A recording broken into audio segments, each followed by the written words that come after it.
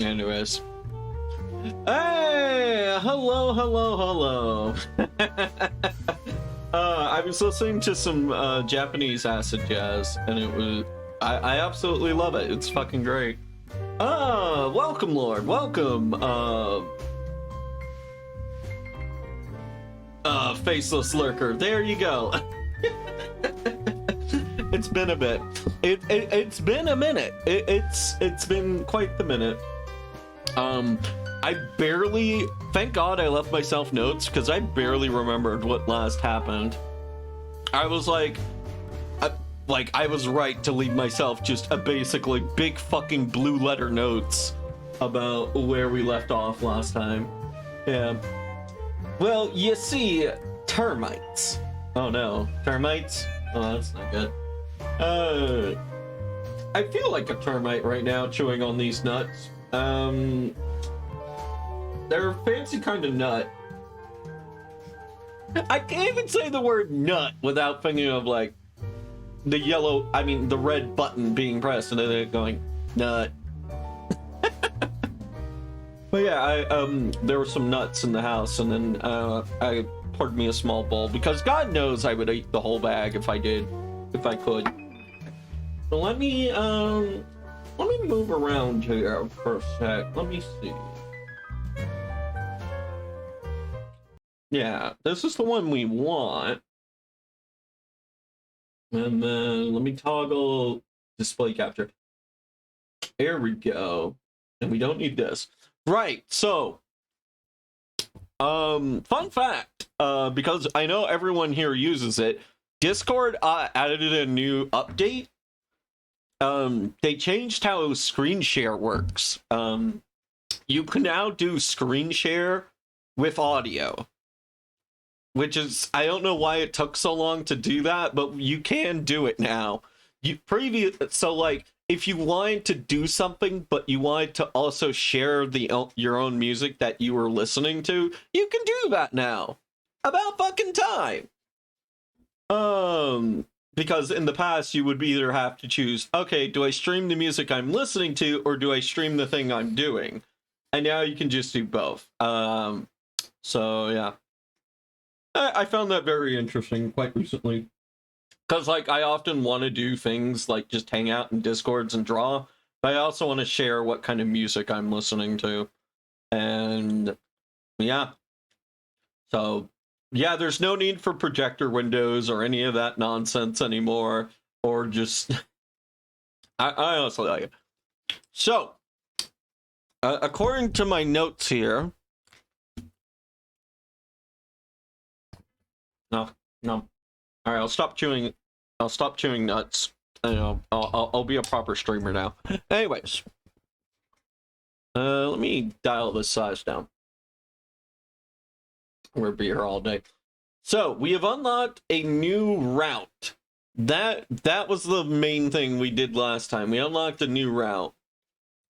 Right. I wanted to go over the secret files. That was another thing, because we haven't looked over our secret files in a long ass time. We'll probably look at a couple. I don't know if we're going to do them all because they've kind of piled up at the moment, but we'll take a look at it. So right, last time we got the code. We met A0. We met A0 and we got this code right here. I actually almost forgot that I posted it in here. I was like, oh god, am I gonna have to grab my notebook and like write that down somewhere? Wait, is it in this notebook? No, it's just, thank god, I put it right there. And then we also realized Tenmyoji has a picture of Akane, which is a huge fucking reveal. Yeah. The game, as far as I know, does not tell you that code again, right? Like, it doesn't tell you that code again, so it's a good thing I just took a screen cap of it and posted it up here in the corner. But, yeah. Alright. Come on, God. I can't control myself. Like, I was not kidding when I say I could destroy a bag of nuts. If I don't portion it out. Alright, put the bowl away. I'm getting too distracted. Alright. So, right. We've seen the face of Big Bad Zero. I think the Neo Zero theory is still up and available. I believe this guy is the original Zero, but there might be a Neo Zero still somewhere around. Yeah, nothing new with Clover or Alice. They're still like super agents, sisters. Nothing major with Luna. Yeah, someone important gave her the music box necklace, which was the last thing we found out. We know Quark is Tenmyoji's son, or grandson, probably. Quark was infected first, and he found meds. Kay and Dio are... Oh, there's no connection between them, but like Dio's an asshole, and yeah, Dio got us killed last time. We fucking died to get Quark the medicine last time because of Dio being a jerk. And Kay was just near a dead woman. That's all we have on him. We know Phi and Sigma are likely robots who are aware of the time flow. I'm not exactly sure if there's anyone I missed. Oh, right. Termites. Hologram likes termites.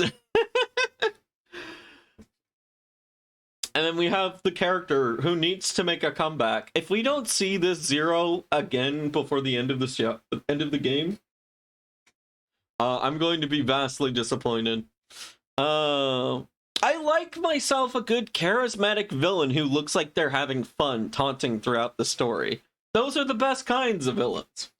There was a termite metaphor about creatures making something that you need a higher order intelligence to even understand. Yeah, something about that. It's like, so, if we are the termites, then what do we not understand? And things of that nature. But, yeah, other than that, that's where we've been left off of VLR. As far as what I've been up to, I've just been enjoying having 2 days to myself. Played a little Monster Hunter on my own time, and amongst some other things. I've been making. I've been continuing to make pizzas, homemade pizzas. They've been turning out pretty good. I just wish I could make the crust a little bit more structurally sound, because right now the way I've been making my pizzas are very, very thin and very, very loaded. So when you pull up a slice, they risk flopping over, and I don't want the toppings to slide on off. But nothing too major. I made a pizza crust once, but it wasn't a normal pizza. It was Detroit style. Damn. Ours are pretty normal. We've been filling them up though. We've been stuffing the crusts lately, so that's been what we've up to. We've been using a red sauce because like we plan on making our own red sauce, but what we've been using is this ragu, this stuff called ragu, and it's pretty good. It's basically spaghetti sauce. That's essentially all it is. But I have a good white sauce recipe. But anyways. But yeah, I've been doing art again because like even though I just made this model, I kind of want to stay on the art trend, and I started drawing some VTuber fan art that's nowhere near ready. But then I got distracted, and I decided to also try drawing one of the NPCs in our Lancer campaign. Because, like, I've been wanting to have character art for them, but I figured it was going to be the other two people. Maybe one of the other two people would draw it, or, like, the player who actively recruited them, and I'm like, fuck it, I'm gonna do it myself, I guess. Plus, I get to draw it in this art style that you see here, so I really appreciate. I really enjoy drawing it like this. I do draw like on something more akin to standard anime Twitter post pic stuff every once in a while, but that stuff's just not as fun for me. It's like I don't draw it often because it makes me super critical. I like the end result. Don't get me wrong, but I just find myself redoing lines so much that I'm like, okay, I'm finally content. All right, let's take a break. Looks back to see how much I've gotten done. Wow, I did part of the hair. Not even like a face or anything, just part of the hair. Oh yeah.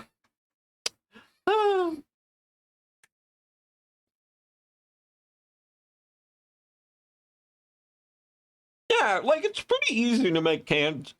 It's pretty easy to make pizza sauce. The trick is making a pizza sauce that is your own and good. But yeah, um, but yeah, our current recipe, without giving you the exact details of a long-winded directions and whatnot, we make our own dough, and our dough is pretty good. We like it. But what we also and what we usually throw on top is like these is pepperonis, provolone shredded cheese, and the real interesting piece, sardines. I don't like anchovies whatsoever. I think they have a weird aftertaste, but sardines they're pretty good. I like them. They give me the fishiness, but they don't have that weird aftertaste. So yeah, that's what we've been using a lot lately. And then what we do for the stuffed crust is lastly we take like those little cheese stick tubes and we break them in half, and then we make a little border around the pizza, and then we inject like a little bit of garlic and a little bit extra ragu sauce, and then we just roll that up, and then we have ourselves roll it up, pinch it down, and then we have we have some stuffed crust. But yeah, the slices turn out really good. They look really nice. I've been posting them in a couple of Discords. I've been very proud of my work, like a little child who wants his art hanged up on the fridge. Oh, but yeah. Yeah, we have our white sauce recipe is actually pretty decent, but it doesn't keep long in the fridge, and so like the recipe we got that from actually like heavily recommends throw this stuff out after 2 weeks, and I'm like, oh, okay. But it's a good sauce. It's a good sauce. It's nice and interesting. All right, that's enough out of me. But yeah.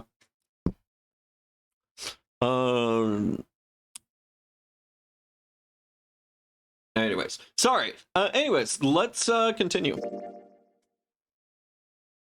Right, we were in the director's office.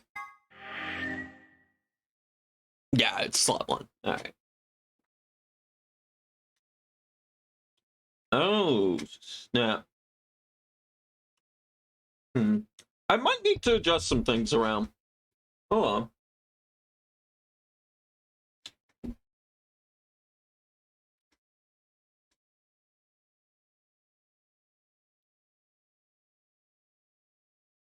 There we go. That's better. Now y'all can see who's talking. All right. And yeah. Anyways, something was going on. What did the log say? The log is on break today. The log does not fucking care. Ah, crap, I need to get back. Not like there's any point in staying here.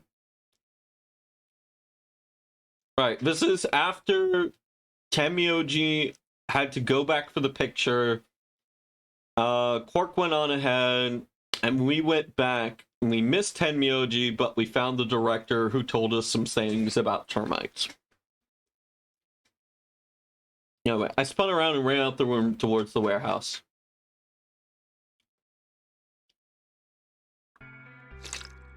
Grandpa!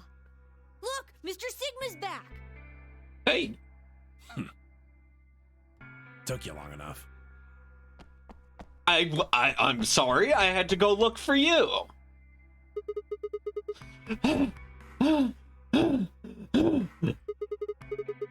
Where are the others? In the AB rooms. They went in already? Yep. Why didn't you two? You have been waiting for me? Yeah. Aw. Grandpa said there was something he had to tell you before we voted, no matter what. Mm-hmm. Nothing that significant. Just wanted to tell you we're going to choose ally this round. Okay. And you had to tell me that no matter what. Seems kind of pointless. I mean, words are cheap. You can promise whatever you want. True, but we've got something to back it up. Oh? Just hear me out. Okay, go ahead. Quark and I both have 8 BP. Mm-hmm. We're already on the home stretch. Right. So what do we need to get to the magic number? They just need 1 point, or 2 points. They don't need 3 points. Okay. Well, we need you to choose ally. Hold on. If I chose betray, they would go down. If I chose betray and they chose betray, then nothing would happen. If I chose ally and they chose betray, they would win regardless. So in order for them to win, I have to choose ally. If you do that, it doesn't really matter to us what we pick. Yeah. You get to go tonight. Yeah, honestly, choosing betray here might make people like you. Does anyone else have 8 VP? I don't know. We'll have to see. I mean, of course, we're gonna go down every single round. Let's check the flow just so I can figure myself out. So this is obviously gonna be this like Tenmyoji and Quark decision right here.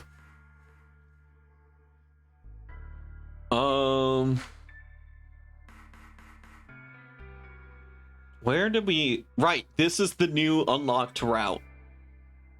This is the new route we've unlocked. We're going down through here. Yeah. God, I was so jealous of Maz earlier, a friend of mine. He is playing through... And yes, this does correlate with this game. Trust me. But he's playing through the new... Not the newest Final Fantasy, but the newest mainline Final Fantasy.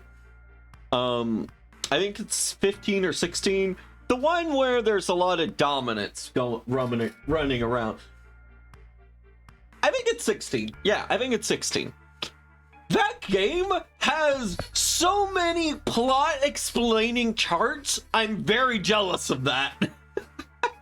So at one menu, when you progress through the story, there's just a relationship wheel that develops over the story. And if you click on it, the wheel just shows all the... It's more of a web or a radial web.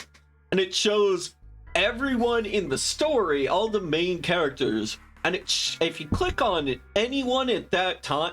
So, like, if you don't click on anyone, it gives you a general description like presumed dead, thought to be alive, blah blah blah. But if you click on someone, yeah, it's kind of like that. If you click on someone, it literally shows what that person thinks of everyone else in the web, which is fucking phenomenal. And then they also have like a giant history like a history panel, which they didn't go too in depth to, but like just this massive thing that just explains the events of the game as you progress through it, because that game takes place over like a chunk of history. It's not like one single point in time. No, it's like, here's this stage of life, here's the teen years, here's the adult years, here's the rugged years that happened 6 years later. And I'm very much jealous of that. I wish I had something like that for this game. Because if I go on here, it just says AB game round 2 ally. That tells me nothing. There are so many other things in this chart, and that very much it's like very bare bones descriptors, and it's very hard for me to keep track of everything. But yeah. Oh wait, we have 3 routes. We have our current route, we have this route, and then we just never went down this route. And of course we have this whole tree here that I never went down. Wow, we have a lot. Anyways, so they need me to pick ally. Exactly. That being the case, we don't have any reason to betray you. Mm-hmm. And if we both choose ally, we both gain points. All right. True, but you must have considered that I'll choose betray, right? That would mean you would choose betray to protect yourselves. That's why we're telling you we won't choose betray. Sure. Okay, here's what I think about this situation right now. Quark cannot keep a secret to save his life. Quark spills the beans so damn hard. So Quark honestly believes they are going to choose ally. Tenmyoji, however, I don't know about that body posture.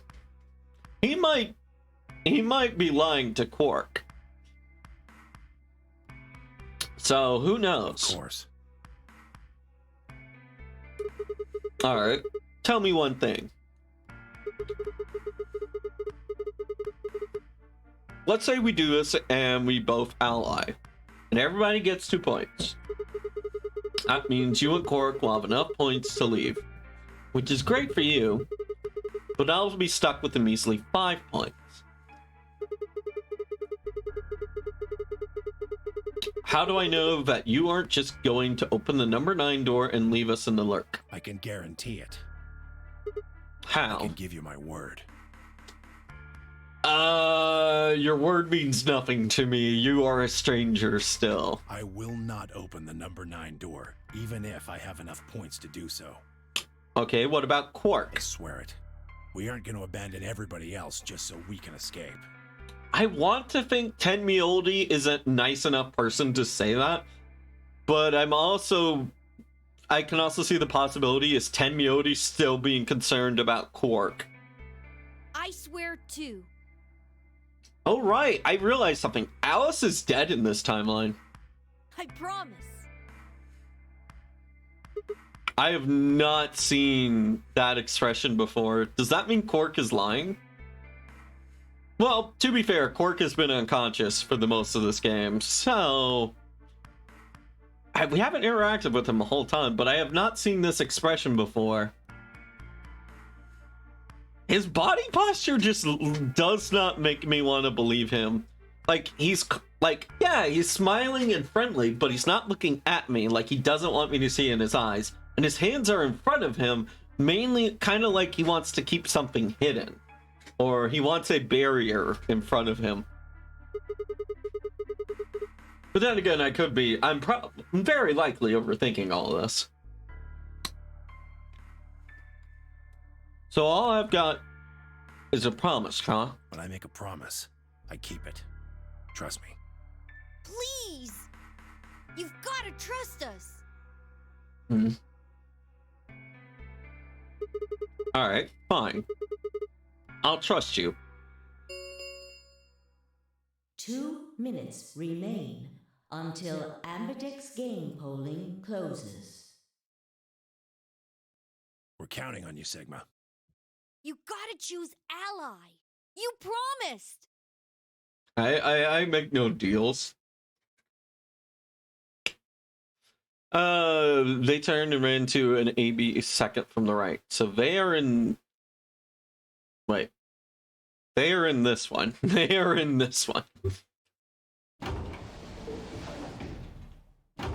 I wonder if, like, that information feels so small and innocuous, but it also feels like if I'm paying super close attention, I might discover something. Like, it could be like, I don't know, like some sealed room trick or something.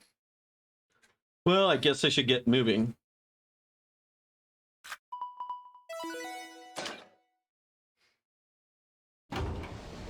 One thing I've realized now that I've thought about it, nobody in these groups has ever like thought about sitting down and coming up with a plan. It kind of just, everyone is assuming that the plan is everyone is for themselves, kind of. But no one's even attempted to like figure out what's a way for, no one's even tried to define a way for everyone to get out. And I'm assuming it's just like everyone keeps playing the, like, ideally they just all play enough of the game so where everyone gets 9 points and then everyone goes at the same time.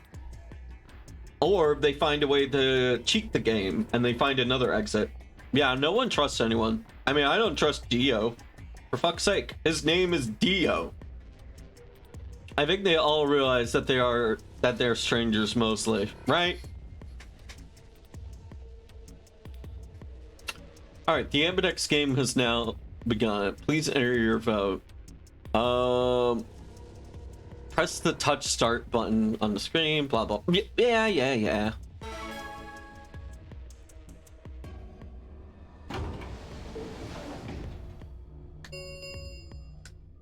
1 minute remains until Ambidex game polling closes. I had a decision to make. Should I trust Ted, Miyoji, and Quark? Well, I could believe that they were telling the truth and still betray them. That would bring my BP to 6. I'd be that much closer to 9. If you betray once and we go to 6, then we're 1 betrayal away from winning. But if we're 1 betrayal away from winning, then that just means the other person is just auto gonna pick betrayal. So getting to 6 seems like it's good, but in actuality, you're kind of putting yourself into a roadblock. Yeah, one away is pretty much useless, as Dio discovered. Yeah, I'd be that much closer to 9, and choosing betray would guarantee that they wouldn't try to escape without the rest of us. Betrayal seems like the safe bet, but... Please! You've gotta trust us! You've gotta choose ally! You promised! Did we promise? Did Sigma say I promise? OG, I could easily betray enough, but Quark... Ah, they're playing the child card. Would you betray this little face? Guys, could you betray this adorable, sweet little face? Could you do that to this child? I mean, I could. Listen, I'm only here for the case, the thrill, the solve. I care not for everyone else. I think it's like, yeah, who knows what's in that kid's hat? I mean, for all we know, maybe this boy has just had too much electronic emissions going off in his brain, and that's why he went crazy. Maybe that's the real reason. But yeah, this looks like it's spelunking gear, and like those are just massive fuck all headlights. Yeah, no joke. There's an official explanation for that hat, and it's in some of the notes you get for doing puzzle good. Speaking of which,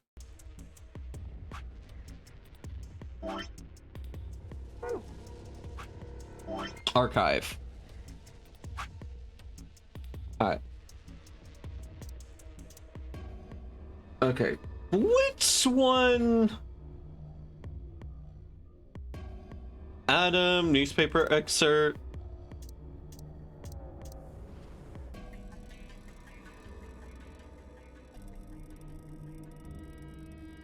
Scotch? What is this? A type of whiskey made in Scotland. Its unique aroma comes from the peat used in its manufacture. Scotch is Tenmyoji's favorite drink. He often claims a little scotch should scratch this itch after returning to work, which annoys Quark. Root beer float. A well-known drink made by putting a scoop of vanilla ice cream in some root beer, also known as a black cow. Quark is taken to saying root beer floats my boat, which warms Tenmyoji's heart. Aw. The secret of Quark's hat! Oh my god! What's this? Don't you think that this hat looks kind of weird? There's a huge band that just wraps around his head, and is he hiding a pair of Ferengi ears? Is that a starship? Wait, no. Is that a Star Trek reference? So Ferengi, for those of you who don't know, they're like a very orangish, dark, they're like a very dark orange, kind of brown alien skin color. And, they have big fucking ears. Yeah, and they're hyper capitalists. So like, they also have a very famous book that is constantly referenced whenever Ferengi are involved, called The Rules of Acquisition. It's generally just a guidebook with like various rules, like rule number 479, yada yada. And it's just like just various ways for Ferengi to conduct business.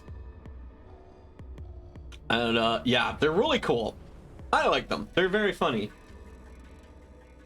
Not so much for, if it weren't for the rules of acquisition and then like how they then play with that character, that culture, with certain other off-beaten characters, I probably wouldn't like them as much, but I do. I very much do. They're great. A pair of Ferengi ears? Or maybe it's just a young Lobot. What's a Lobot? Well, this is just between you and me, but he's got missiles in there? The sides that are hiding those pods, like you see on helicopters or SAM sites, except these missiles are tiny. When he gets in trouble, both sides of his hats open up and they just fly out at once, like, pshoo! Just kidding, he actually keeps snacks in there. Aww. I thought they were just giant headlights that he uses when he salvages. But no, he just keeps snacks in there. Damn.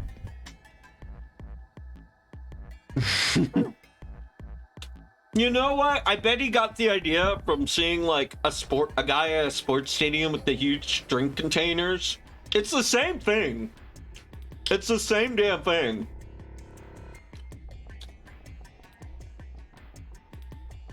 Yeah.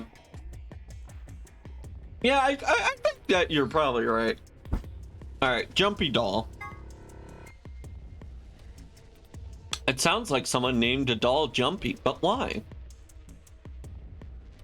When did we get this? I'm assuming they're talking about Junpei and Akane. I don't super remember something, but it might have been included. It might have been mentioned like once and then never again.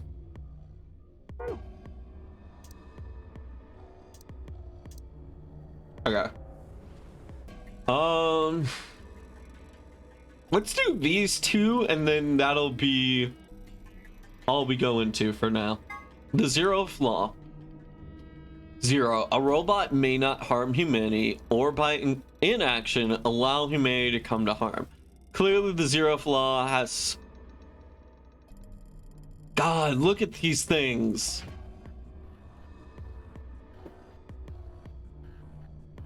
It just thundered very loudly outside my room. Yeah, I'll avoid these for a bit. Yeah, I won't go too far into them. But has priority over the first 3, so the first law would have the unwritten addendum, except where the conflict of the zeroth law, whether or not 0116 was aware of this law is unclear, but any chance did act within accordance of it. Yeah, alright, I am not going to read that because I don't think we've come across 0116, so we're gonna ignore that.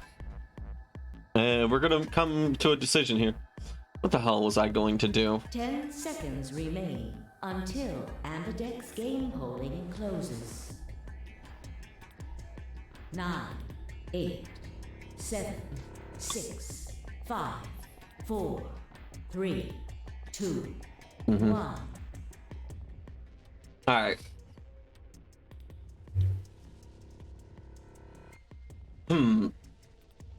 Alright. If I betray, nothing bad happens. If I ally, something bad may happen. They didn't really make it worth my while.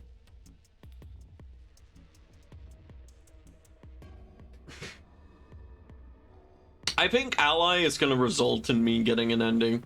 I think those two are going to leave us behind.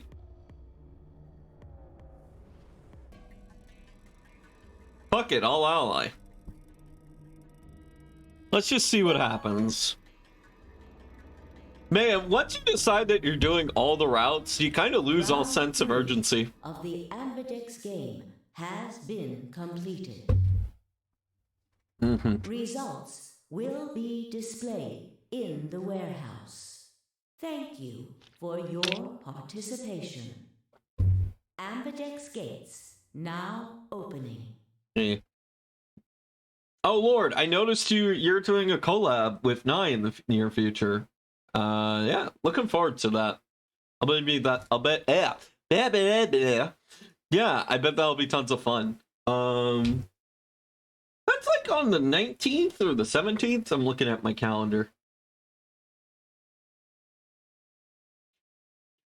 Yeah, getting the tech stuff working, that took like a week. Yeah. Yeah, I know Dolphin has multiplayer. I recently relearned that. The 19th. Okay, so if I look on the 19th, I do stream that day. What do I stream on that day? Might be Simpsons. I'll look into it. I mean, I'll not stream that day, or I'll check the times and see if I can make it. But yeah, it's built in Dolphin multiplayer, but we needed settings that didn't desync us. Ah, that's the ticket. That reminds me. Hold on, let me go back here for a sec. As far as the next week's schedule, for what my plan is, let me bring this up a little bit. I will be posting this later.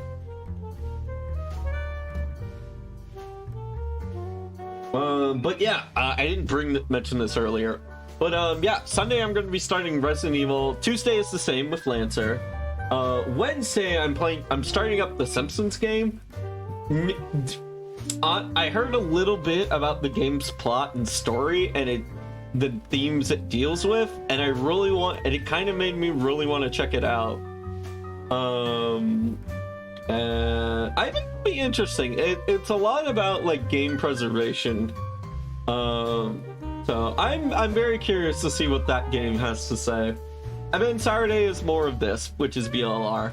And on Monday we're gonna have a solve along. If you haven't been to one of those before, essentially what I do at a solve along, I boot up Discord, we all hang out in a call, and we watch an episode or two of Case Closed, and I pause it right before the big reveal, and everybody just has fun like theory crafting about it. But yeah, that's really the main. That's the next week's schedule. I will post that later to Twitter and Discord later, but this is likely it, unless I change my mind about maybe Resident Evil. But no, I don't know. I might do. I'll probably do Resi, but yeah. Resi's probably the only one I'm less certain on, but yeah. Anyways, yeah, I just wanted to make sure I said that before I forgot. Anyways, back. Anyways, Ambidex game now closing. So the question isn't betrayal. The betrayal does nothing at this point. The question is, will they keep their word? Results from round 3 of the Ambidex game will now be displayed. Okay, right here. So we're either gonna get to be continued, or they're just gonna betray us and leave. Results from round 3 of the Ambidex game will now be displayed. Direct your attention to the results screen. But God, Dio fucking killed someone last time. Like, there's being a jack, but then there's a murderous Oh my God! Why? Why did you need to do that? That's just malicious.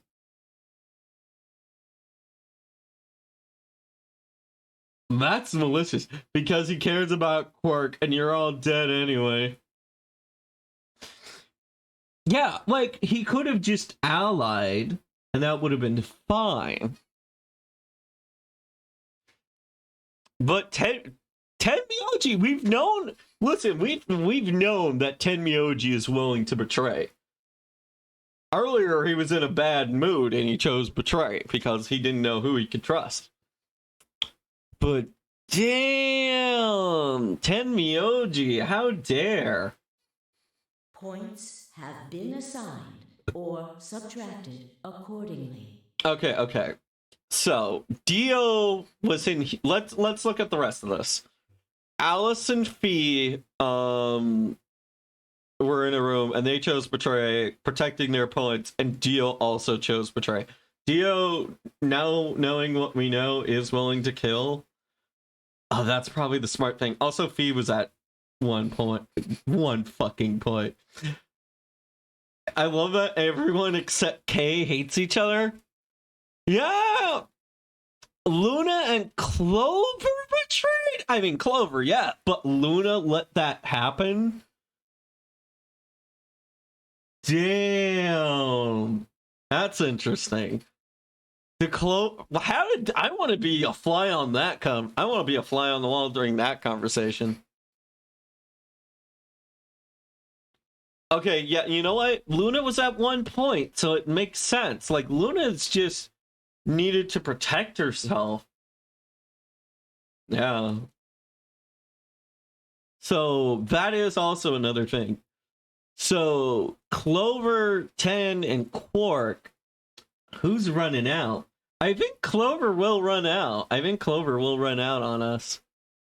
But let's see about 10 and Quark. The points have been assigned or subtracted accordingly. Please check your bracelet to see your updated bracelet points.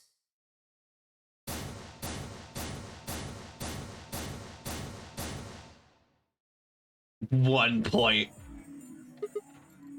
So, hi guys. God, Quark looks so guilty. Tenny me oldie looks so ashamed. Can't say I'm not surprised. What the hell, guys? Why'd you betray me? Quark had nothing to do with this. I knew that. I made the vote. Grandpa. Alright, fine. Why'd you break your promise, Tenmyoji? I only promised you one thing. We wouldn't open the number 9 door, even if we got 9 points. What? So you're not going to leave? Not what I said. Of course we're going to leave. What? Look. See Clover over there?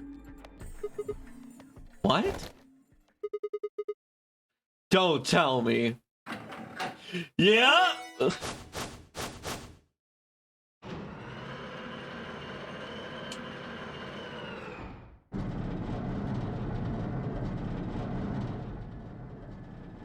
Oh no. So in this theory, I said this earlier. I said, okay, but what about Quark? Is he gonna open the number 9 door? Because Tenmyoji only promised he wasn't. Jeez. That bitch! Wait. Quark and Tenmyoji have... The words were barely out of her mouth when Tenmyoji and Quark ran past. No! God damn it!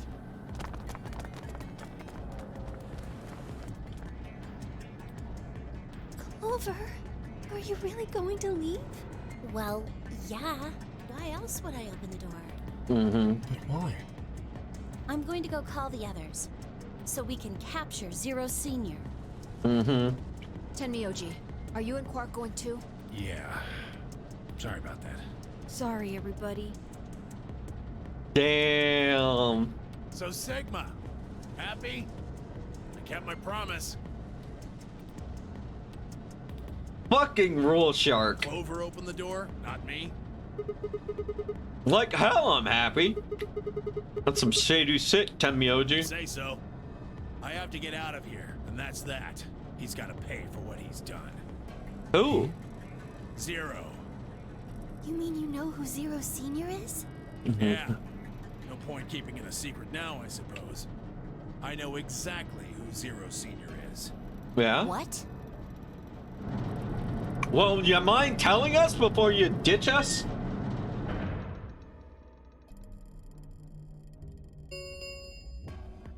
The number 9 door has been opened. It will remain open for 9 seconds. Let's go. Come on, guys. Time to move. Right. Oh, wait! This is for you, Mr. Sigma. What? Quark held something out. I looked down to see 2 pieces of folded paper. What's this? It's a letter. I wrote it in the director's office before the AB game. I wanted to tell you what kind of guy Grandpa is. So, read it, okay? I mean, I guess I won't have I won't have much else to do. He pressed it into my hand. See you later, Mr. Sigma. Then he turned and ran towards the door, Tenmyoji Clover following in his footsteps. I was surprised by the letter. I didn't even try to stop them. Before I could think of anything to say. See you. Goodbye. Wait, who's Zero? Tell me! Tell me, damn it! Let me in! Let me in! Ah. Well, there's your answer, Lord. The Clover does number run out with 9 him. door has closed. This ends the nonary game. Thank you for your participation. Wait. Hold on. I'm going to say a theory right here, right now. I bet that this note, it's still going to end. Like, this is still a game over. But I have a feeling this note is going to give us information that's going to open up a new route.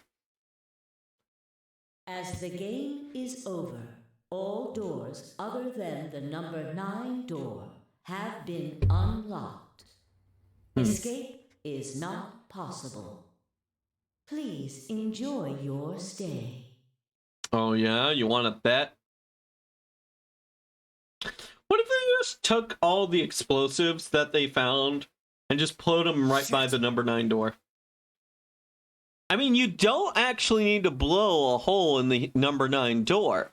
All you need to blow a hole in is this part here and the part right here. I'm assuming those are major linchpins that keep the door held. Once that's done, all you need is enough manpower to lift the gate up. They're gone. All we can do now is hope they bring help back. It's an antimatter bomb. If they were comfortable moving them, they only need one. Yeah. Safe distance is a big question. That is true. And that is like... I did forget. It was an antimatter bomb. And if it's an antimatter bomb, likely this whole area would probably cave in. And so, who knows? Like, I don't think we've... Wait. No, we've come across an air chamber, but we haven't found a way to escape. Honestly, Alice would be the only person who would know a safe distance for this thing. Maybe Clover. True. That is true. All we can do now is hope they bring help back. Indeed. I agree.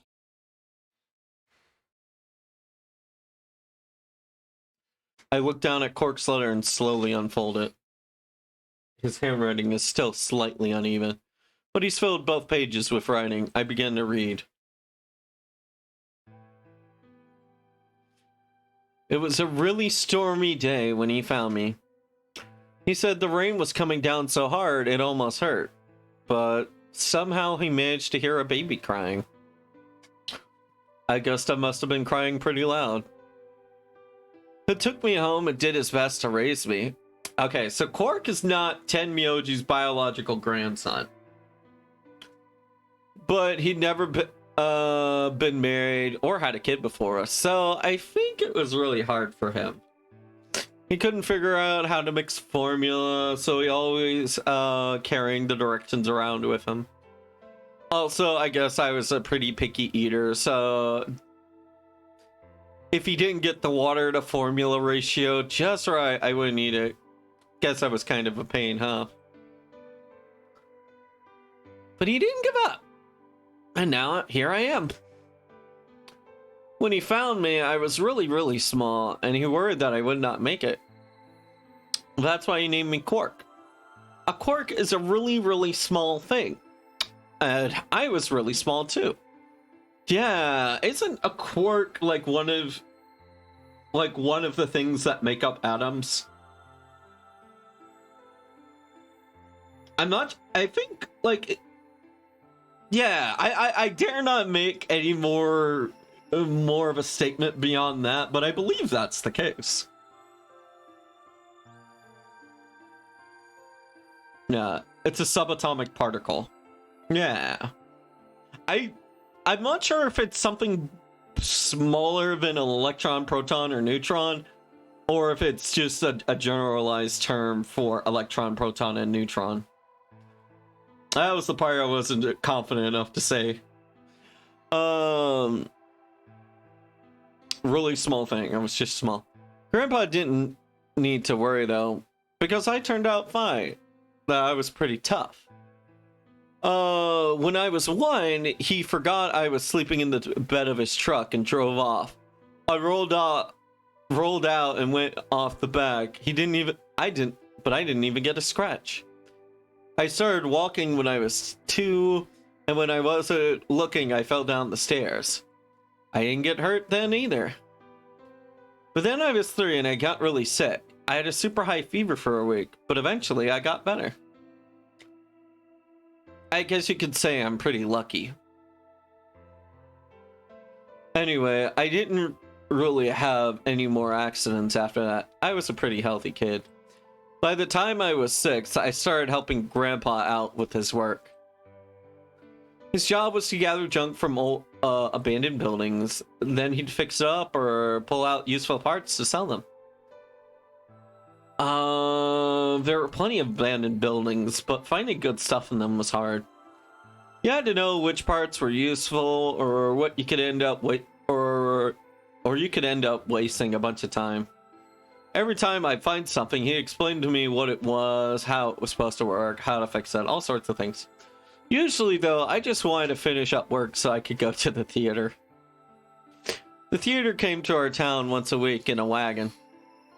They'd show old news or movies. I went every single week, but Grandpa only went once in a while. He'd only go weeks when they showed movies. Only, yeah, I didn't know that I'd been adopted until I was 7. One of the other kids on my block told me. I guess after Grandpa found me, he looked all over town and tried to find somebody who'd take me.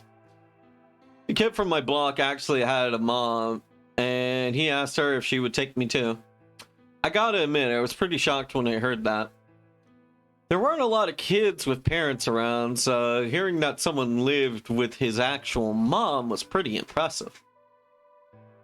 God, that is such a kid thing. Oh, that is such a kid moment. Finding out that you're different. For me, my, let's call it a quirk moment. My quirk moment was a teacher would ask me, "Why are you acting so different today?" And then I would simply say, "Oh, because I didn't take my medication." In those, or like, we didn't have enough medication, or we ran out of medication today. And it would always be in those words.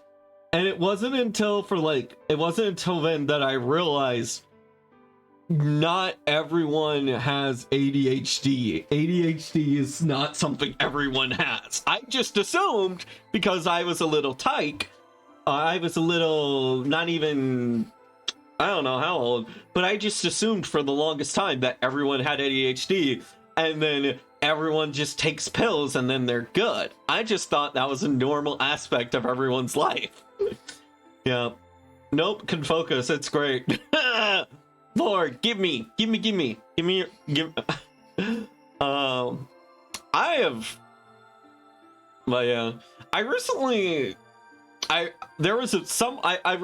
Earlier today I was watching a video by Jaden Animations and her talking about how she realized she had ADHD, and it kind of put myself at ease a lot.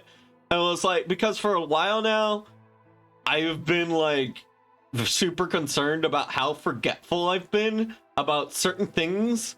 And then I realized, wait, no, my memory isn't deteriorating. That's just a symptom of having ADHD. Your brain just moves. Like I've known, like your brain is just going a mile a minute. That's just a symptom of that, not you having a memory issue. I was like, oh my god, my brain is still good. Well, yeah. I should be on medication. Not so much like permanent medication, but I should at least have like instant relief type medication on hand, like Adderall. Which is, it's more like, hey, you really need meds now, for this one task. It's kind of like that kind of medication. It's not something that it's only effective because you're taking a continuous straight up supply. But ADHD medication, for as long as I knew while I was growing up, was always something very expensive in our household. And so once I got older, I decided to not bring it up as much.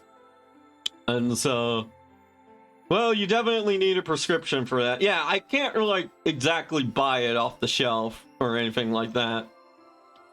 But I'm realizing maybe once, if I get some work, maybe I will talk to my doctor which I definitely need to go back to my doctor because I haven't had a doctor visit in a while because A, I don't feel like bothering family for medical stuff, and like well, no work, no health insurance, so yeah, shit would be beyond expensive.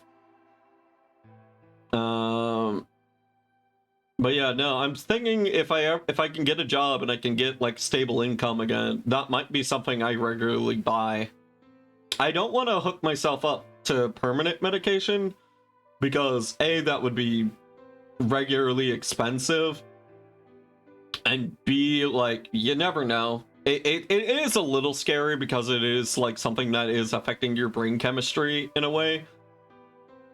And for a short time, because I was such an intense case, I was on medicine that had a 4% chance of killing me. They got me. We eventually got myself off of that, but for a very brief time, I was taking a very heavy dose. I was like, yeah, I'm the 96%, baby. And but yeah. No, like there's like a lot of events that have happened in my parents' lives that has just made me a very rare child. I am the youngest in my family, so my parents was like, all right, this is the last kid. I think it was probably motivated by my dad just wanting a son. So I think that was the main motivation because he had 2 daughters already, which I don't know how to feel about that. It's kind of weird, but yeah, no, my parents were really getting up there in age when they had me, so I was the last kid. But yeah, my dad was like also a World War II vet. So, not World War II, but he was a Vietnam vet. And I remember him, and like, normally I wouldn't consider that super interesting, but like, I find it interesting because of something else he told me about that. When he got drafted, he broke up with the girl he was dating because he thought he was gonna die, which is kind of fucked up. Like, I don't know how to judge that situation, only that it's incredibly fucked up, and I don't know how to feel about that. But because of that event, my dad did eventually end up with my mom. And so a lot of small things like that have been connected to my birth. I was also a C-section, and my mom was also nuts because she thought she just drove herself to the hospital while having contractions. So, yeah. I guess there's a universe, there's a timeline out there where I'm just I'm a smear stain on the highway. But yeah. What are some other percentile beating things that have been in my life? Oh yeah, I got told by a doctor that I would never pass the first fucking grade. Yeah, I never, we don't have him as our doctor anymore. And I went and got my, college degree. It was a liberal arts degree, but we don't talk about that part. One time when I was really sick, I fell in the bathtub and nearly broke my spine. I lived alone, so I would have just died. Yeah. But now you're with your girlfriend, so yeah, you're no longer alone. In multiple senses of the word. So yeah. Oh man. Alright, I moved the peanuts away to the other side of my desk in an attempt to stop eating them, but now I'm just having to move them into an entirely different part of my room. But yeah, also I haven't been so feverish that that I passed out since then. Yeah. God, this is a massive ADHD tangent. But when I was in college, and I almost dropped out of college because of this. And like, what happened was I had a bunch of shit happen to me in college that I started to develop tics. I started to develop these like jerks. Like my head would just like kind of like I'm making a no motion, but more so violent and less controlled. And it would come on due to stress. My life felt so out of control that I had to quit college for a fucking year just to get away from it all. And I remember if it weren't for my mom, I probably wouldn't have gone back. Yeah, no, it was very much brought on by anxiety and stressful situations and things that I've developed in a brand new phobia for myself. I don't think it has a medical term, but it might. I haven't been to a doctor so long. I've also never thought to bring that up to a doctor. I wonder if maybe they could. It probably would be best for a psychiatrist. I bet a psychiatrist could tell me if the thing I fear has a proper phobia name or not. But what was I saying?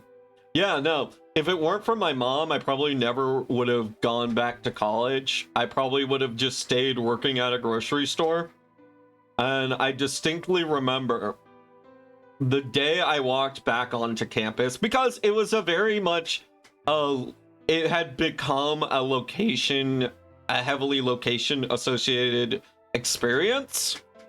And so I remember waiting in the line to sign up for classes because it was the one college our family could afford, because I screwed up my TOPS. TOPS is a program that essentially, if you have good grades, it pays for college and stuff if you have good grades in high school. I had good grades, and then senior year happened, and I had another horrible experience, and then so I kind of just lost the motivation to do any of my math homework, which was all online, and that kind of killed my TOPS. I had good grades on all my other classes. It's just that I straight up had an F in my math class.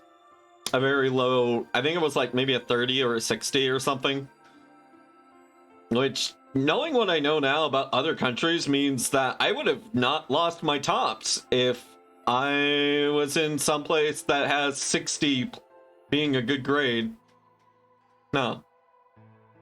But anyways, sorry, I'm getting very off topic. And I won't go into this much further because it is kind of a dreary subject. It's not that I don't mind going into dreary subjects, it's just that I have like a goal of trying to keep these streams lighthearted and like cheerful, because I want my streams to not be I want people to be able to forget about bullshit when they watch. But anyways, I distinctly remember waiting in the long ass line on campus to sign up for classes, and I distinctly remember my mom having to hold my hand because my tics were coming back, and I was literally just in that moment just thinking about the events that had happened the very last time I was in that building. And so yeah, but somehow I toughed it out and I got my very shitty degree. But yeah, I had just been in college for too long and I needed to wrap it up with something. I chose poorly because nobody told me the degree I had signed up for was considered a joke degree almost. Or like, not really a joke degree, but not a very not good degree. That's very looked down upon. But I don't know, I thought it's like, oh, liberal arts, that sounds interesting. Sure. But that's on me. That's heavily on me. I just, at the time, and I still am to this day, never really had a strong direction for what I really wanted to do with my life. And so nothing's really captured hold my attention until Twitch came around. And so, yeah. A lot of what I do is just been fucking like low entry jobs and things of that nature. I haven't really been felt like I want to do this for the rest of my life with anything, anyone in particular. So like figuring out that kind of stuff in college was very hard for me. Yeah, anyways, video games, right?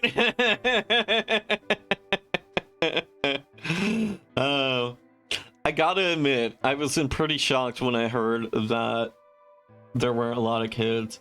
Yeah, video games? Yeah, what are those? I don't know. I think this is a video game. Maybe it is. Anyway. Alright, we got into all this with, like, Quark having a kid moment. I was also kind of surprised that Grandpa had tried to get someone else to take me. Did that mean he did not want me? The kid who told me about Grandpa was trying to get rid of me was a real jerk. He was totally spoiled, and he bragged to everyone about how he had a mom. He liked to come up to me while I was working and say stuff. Must be hard not having a mother. God, I hope this kid got bullied. Or I hope this kid had a harsh reality wake-up call. I saw a video because YouTube Shorts is a fucking trap, a fucking time sink. But I saw this YouTube short of this kid getting his dreadlocks shaved off because he bullied a cancer patient. Oof. Oh man. If that ain't karmic justice, I don't know what that is. It never bothered me before, but after I found out that Grandpa had adopted me, I started to think that maybe he didn't really want me. If I could work on my own, then he could get rid of me. I was scared to know the truth, so I never asked him. Then one day, he took me to a bar in our neighborhood. During the day, of course. He went there sometimes to drink scotch, but I had never gone before. When we got in, he just walked up to the counter with a grumpy look he has, and I thought, oh no, he's gonna make me work here. But I was wrong. I saw him pass something to the bartender, and then he picked me up and sat me down on a stool next to him, on a stool next to the counter. The stool was pretty high, especially for a 7-year-old kid, and my legs just dangled off. Aww. God, little feet dangling. I can picture it, and it's very cute. It seemed really, really high to me. I was pretty nervous. Eventually, the bartender came back with a glass of scotch and another big glass full of something else. I looked closer and I realized the second glass was full of some sort of brown liquid, a scoop of... we just read about this. We just read this secret file. It took me a minute to realize what it was. A root beer float. I never seen one before, and I was surprised. Root beer was more expensive than the nicest alcohol in the bar. To me and the other kids, it seemed more like an urban legend than a real drink. But there it was, right in front of me.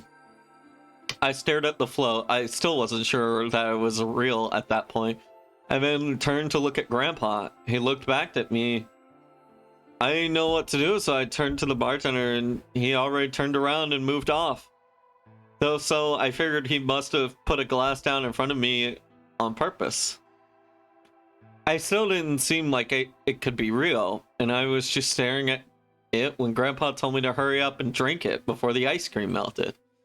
His gruff voice sounded like an angel's. Aw. Is this really mine? He nodded. Words can't describe how awesome it was. I never tasted anything like root beer before. God, Quark, you fitting all of this on 2 fucking pages? The creamy sweetness of the ice cream made my entire head feel light. I felt like the luckiest boy in the whole world. That's not an exaggeration. I really thought that. The root beer float was delicious. But what made me even happier was Grandpa. When I looked over at him, he was smiling. I know that's gotta be hard for you to imagine, but he really was. Right then, I didn't care whether he had just found me or adopted me or not. He bought me a root beer float. Ah, yes, eternal endearment for the low cost of like what, $10? I don't know how much root beer floats are in a bar. That made me feel way luckier than some kid who had a mother but had never tasted root beer. Clark is a kid, to be fair, right? You know what? That is fair. Like, the price of a console to a kid feels like the price of a mansion to an adult. The price, so like this kind of feels, yeah. Also, root beer in Japan. Most people don't like it. I will admit I don't like root beer either. I assume Japan actually could be anywhere. Actually, I think we know where this is. I think this is in America. This has to be, because the previous game was in Nevada. And I highly think this is probably going to be in someplace similar. Or maybe the moon? Ah, so just Japanese writers then. Yeah, I think so. So Grandpa and I were doing pretty good. Until the fight. Oh man, what was the fight of 87 like? I was in a super bad mood. I had torn my shoes that morning, and some old drunk guy yelled at me. All the junk I had found was totally useless. The day was almost over, and I was fed up. So I just grabbed some random trash and took it back to the house. Aw. Man, some days are, to quote a certain blue elephant meme on TikTok, some days are just fucked. Go home, call it a day, take a nap. When I showed what I found to Grandpa, he started going through each thing I brought back, explaining why they were all useless. I got really mad and just yelled, "I don't care." Then he got mad and I couldn't take it anymore, so I ran away. I was pretty upset, and I started thinking that maybe Grandpa had only adopted me so he could raise me to work and make money for him. After a while, I went and hid in an abandoned building. But by then, it started to calm down. And I think that maybe I should go back and apologize. It started raining pretty hard, so I thought I'd decided I should wait for it to stop. But that was just an excuse. The truth was that I was nervous. Part of me knew I'd done something wrong. But I didn't want to admit it. The rain didn't stop, though. So I just sat there staring at the gloomy gray sky. I'd imagine Grandpa coming to get me. It kept raining all night, and he never showed up. I gave up waiting, decided it was time to go home. I was about halfway there when I heard somebody groaning. At first I thought I should ignore it and not get involved, but I went over anyway. It was Grandpa! Oh no, Grandpa fell in a ditch. He was totally soaked. I could tell right away that he'd been there for a really long time. I yelled and he opened his eyes a little bit. He smiled weakly and said he was glad I was safe. He'd spent... Hold up. I am just... this is now giving me red flag territory. This is giving me red flags. This feels so personal that I'm like, wait, is someone about to get shot? Like, I know it's not, and like, we're about to experience the end of this timeline. But it kind of feels like I'm about to watch Clover get shot in the back or something.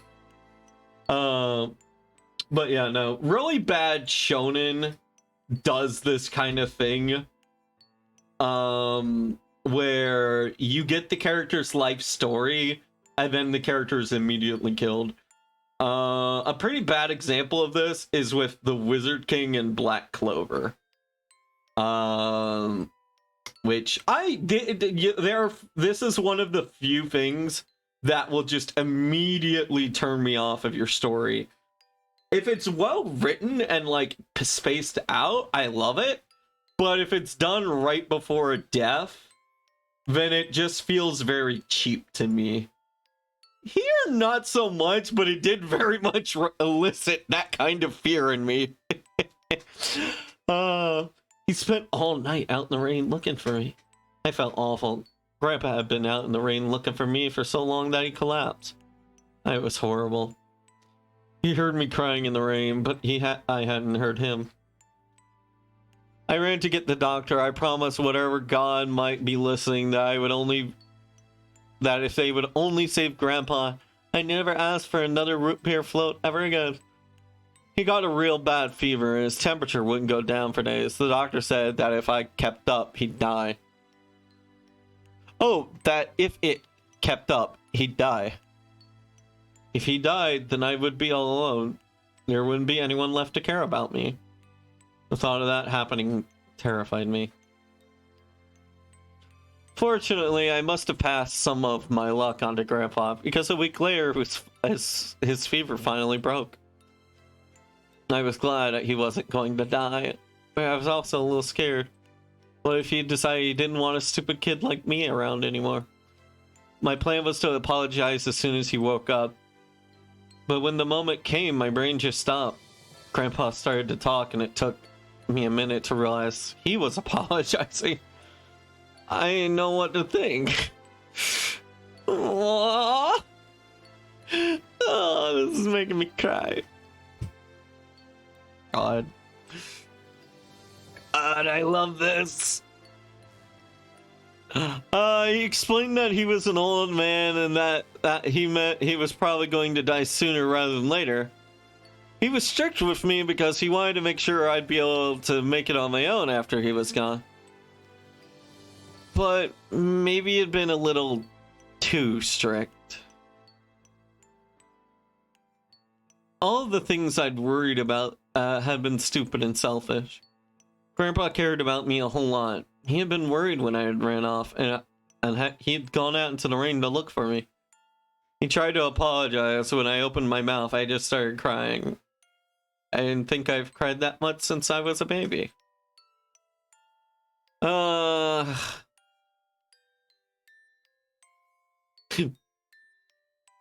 This is supposed to be like a separate moment, but they just reused the moment Tenmyoji realized Cork was gonna live. But he just smiled and patted my head. I asked him if he'd ever regretted adopting me. His eyes got wide.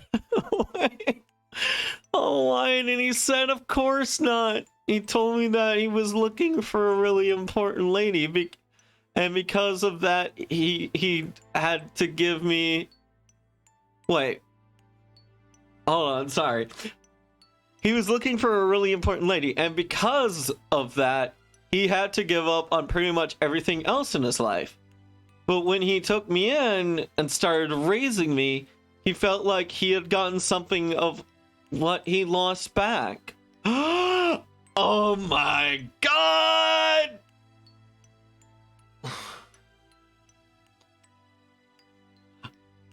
So the really important lady had to be Akane, right?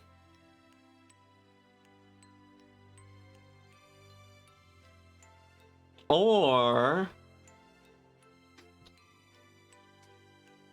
yes, even here there is useful info, right?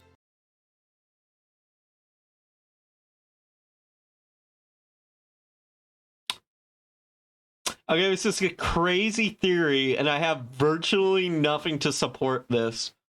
But what if this is in the future? and this is old Akane. Wait. Hold on.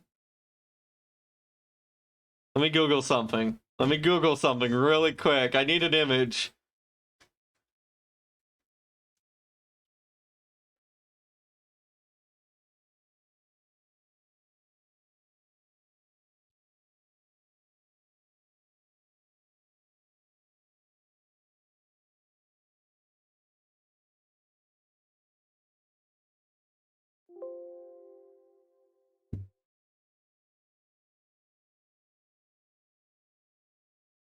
What if Tenmyoldi is Junpei? They both wear blue. They both wear blue. Oh god, that would be horrible. Yeah, no wonder he would be in a bad mood.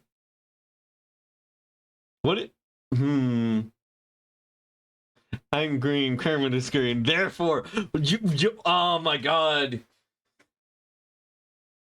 It makes perfect sense, Lord. It all makes sense. Oh yeah.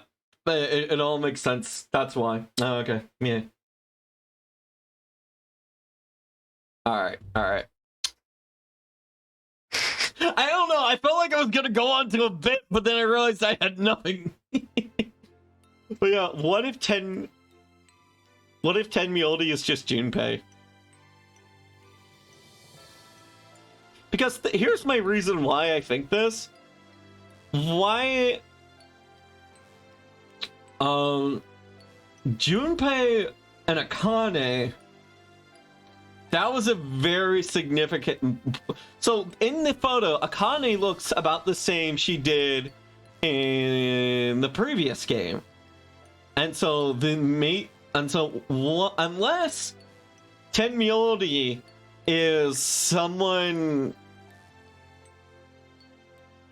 if Tenmyoldi is like more of a grandparent or something, why would he but if let's say Tenmyoldi is Junpei, would make sense because of him having a photo of Akane at that age, because that's a very significant, that's a extremely significant point in their lives.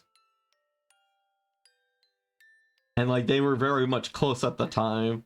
So maybe they got together at that time. It's a theory. But yeah. But when he took me in and started raising me, he felt like he'd gotten some of what he'd lost back. Interesting. That was when I decided to stay with him forever. Even if he said I couldn't. Fuck. Man. That kind of hits personally.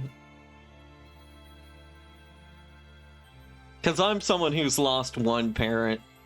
And I'm down to one. And I don't want to I don't want to lose them, you know?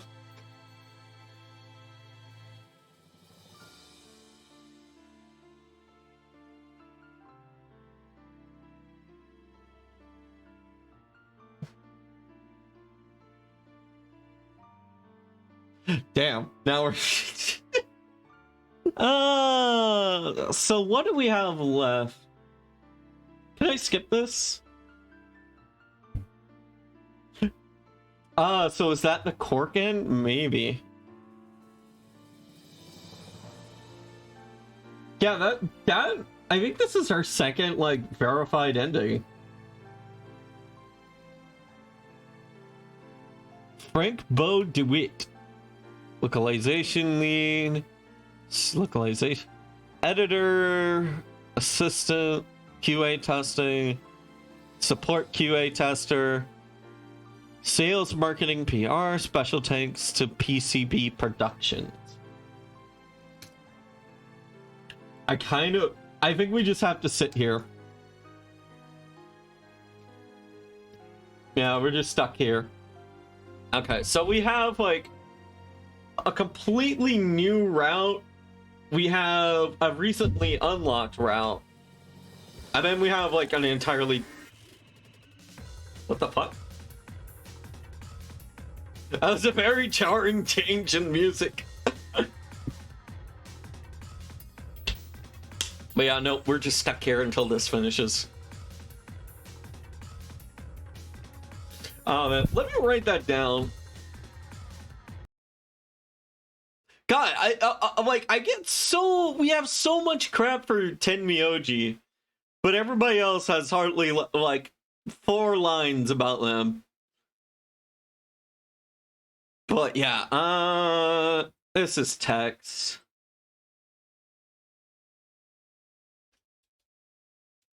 But yeah, is Junpei maybe? I think he might be Junpei, but I can't be for sure. He's either Junpei or Akane is his granddaughter. That's what I'm thinking.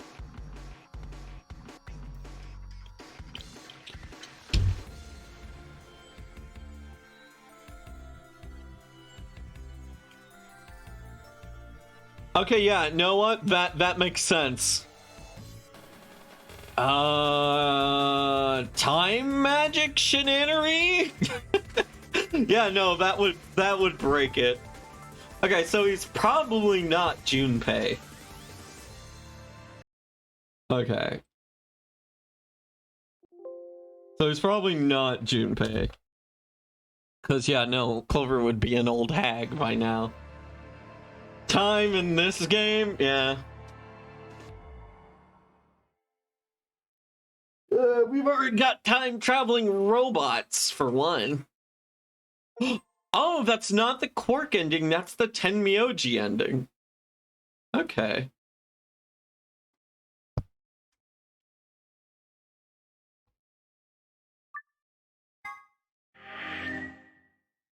Oh, that is our first ending! Oh, right. This is just like the previous game in which, like, you had to get multiple different endings. And then these changed. God. Yeah, once we started getting progress on this, like, the thing rapidly sped up. Game long, huh? Yeah. I was like, oh yeah, that's just meant to look like that. My brain just, like, pasted over all that. Like, yeah, no, that looks right. That looks perfect. That looks fine. They're like, all these question marks, that looks okay. But yeah. Huh. So 1, 2, 3, 4. And like on the chart, we were in the middle of the chart. So that makes sense. Okay. Oh, right. We gotta pick the alternative. We gotta betray. But, I think once we do... shoot, I have no idea. Do we want this path? This is gonna be its own thing. No, none of this, I'm not even considering. But do we want this long-ass path?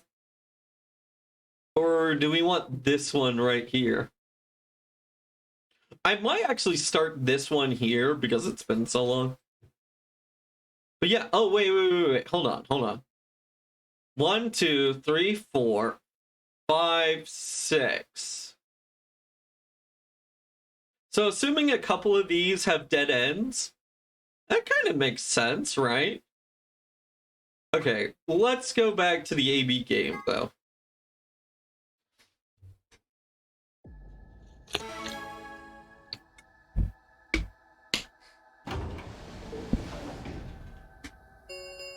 So, unless events with Clover change, I think this is also another ending.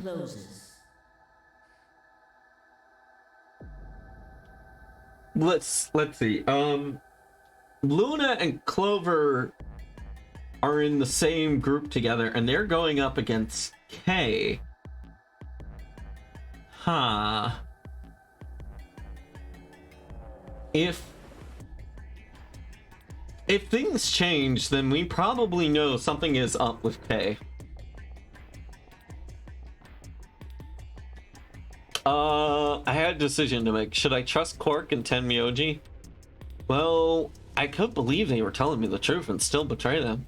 That would get me to 6 betray. I'd be that much closer. Choosing betray would guarantee that they wouldn't try to escape without the rest of us. Betrayal seemed like the safe bet. Please! You've got to trust us! But Quark just so cute and innocent. Alright. You promised! Okay, Quark, I'll choose ally, but you gotta give me some of them snacks. Tenmyoji and I could betray them easily enough, but Quark, what the hell was I going to do? 10 seconds remain. 9, 8, 7, 6, 5, 5, 4, 4, 3, 2, 2, 1. 1. Man, fuck them kids. Alright, let's see what's in this timeline. Round 3 of the Ambidex game has been completed.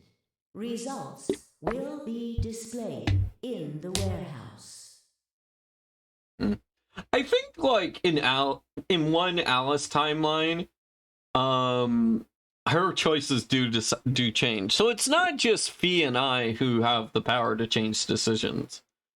Others' decisions will change too. Thank you for your I say like power, but like have their decision will have effects on there is more like it. Ambidex game.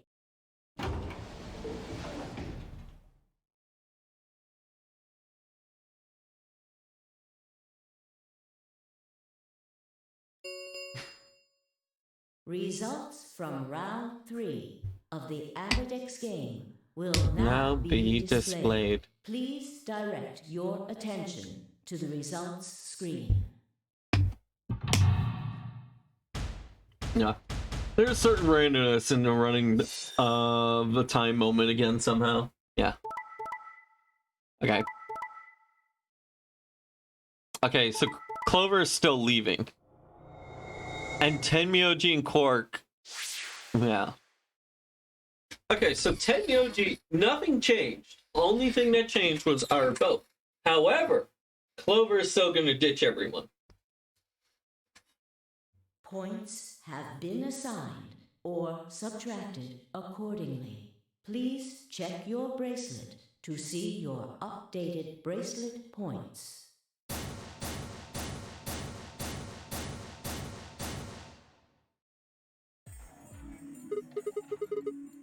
Hey, what's the deal? Quark had nothing to do with it. I entered the vote. Besides, we also chose betrayal. We just didn't lie about it. So why'd you choose betray? Couldn't I ask you the same thing? I don't really think this is the time for a fight, though. Look, Clover's over by the door. Uh-huh. Okay, so here would be my strat. Regardless of who's voting, I would just stay by the door. Just to make sure nobody else could leave.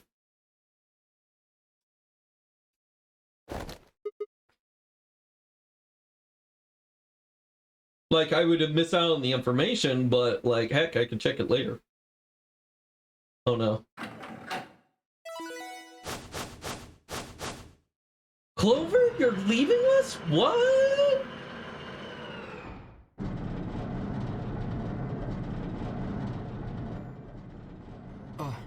The number 9 door. Fuck, she opened it. Ugh! Why? Clover, wait!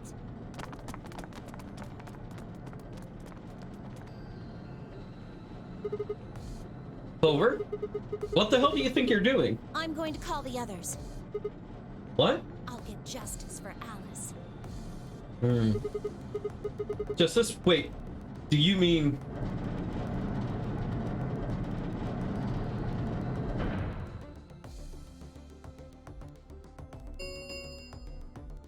The number 9 door has been opened. It will remain open for 9 seconds. Time for me to go. No! Please, Clover, wait! Like hell, I'm just gonna let you walk out of here. Dio leapt at Clover, his fists raised. Clover easily avoided him and moved towards the door. Oh no, Dio, you fallen! Sorry, you failed to realize Clover's had FBI training! Goodbye.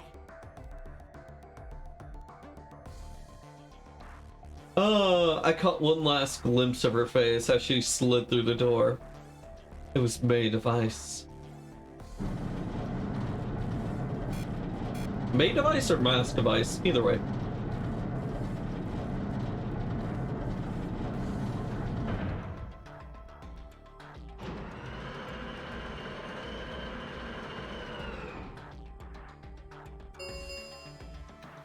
The number 9 door has closed. This ends the nonary game. Thank you for your participation. As the game is over, all escape is not possible. Please enjoy your stay.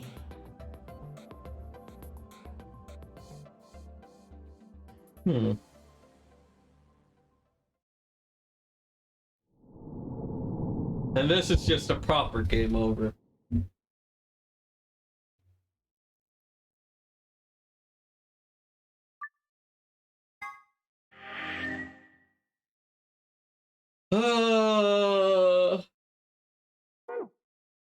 Damn. All right. Now we have to come to a decision. Oh, Riza, welcome, welcome. Yeah, I will hydrate. All right. Let me see. What time are we at? We're at 6:46. That's a little bit more than halfway. Yeah, I think all right. I think what I'm gonna do, I'm gonna take a break, and then I'm gonna come back to this. I will probably pick up just like, excuse me again, a little bit before this moment, and then we'll probably continue the route over here that we have unlocked. But yeah, we got our first non-dead ending, which is pretty much like all the other endings, but we got a little bit of character lore out of it. But yeah, I hope you're doing well, Riza. And everyone else too, of course. But yeah, I will be right back. I'm just gonna go to the brick screen. I'm just gonna walk around, stretch for a bit, maybe get myself a snack. And yeah, we'll pick this right back up. All right.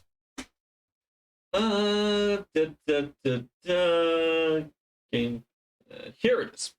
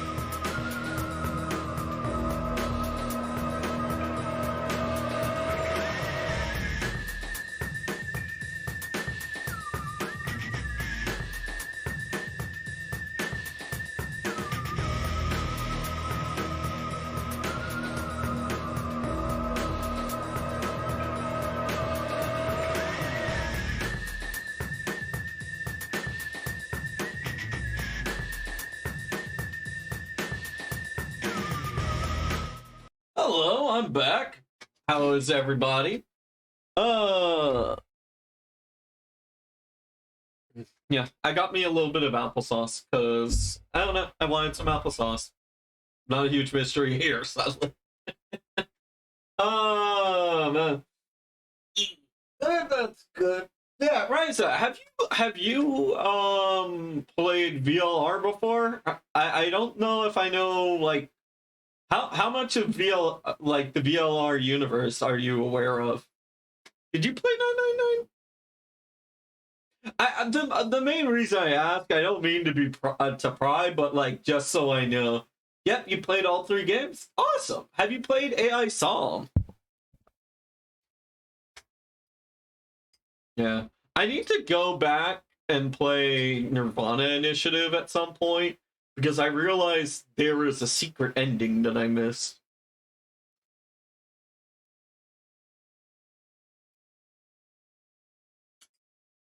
Yeah, let me check the graph. I mean the conspiracy board a sec. Yeah, nothing. I don't think we need to add anything major. Yeah, no, we're good. All right, back onto the game. Infirmary. There isn't enough antiviral medication. Blue door into the CDs. AB Recon Crew. Cyandor. Again, I don't like these descriptors. They very much don't say where did Alice go. They don't really serve as much of a description. How do we stop B? Why did we need to stop B? Oh, right, she was about to go through the door. Who planted the bomb? Because we now know something. Control. Okay, so I think I know. Yeah, Rice has played like half of AI Psalm from just leaving. Yeah. Yeah. And you resolved your issues with an adult conversation? What? You mean to tell me that these 2 kiddos didn't like have a eternal rivalry that resulted in one of them leaving the village and then the other trying to continue on to become the ninja president? What? They just talked things out. They didn't even have like an epic anime shonen battle. What? How do you write stories like that? What is that?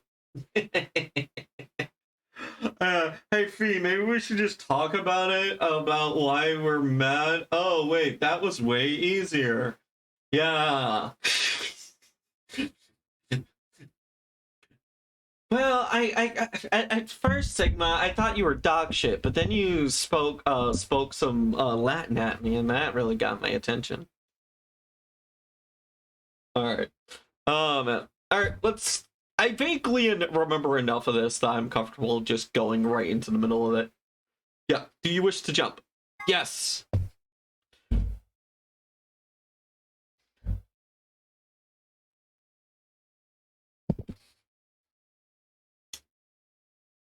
All right, please pay attention, everyone.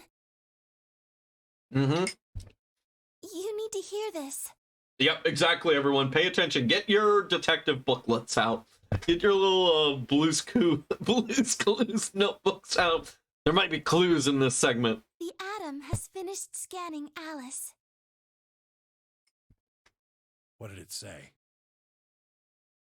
Her results are identical to Quark's. She has also been infected with Radical 6. Oh, wait.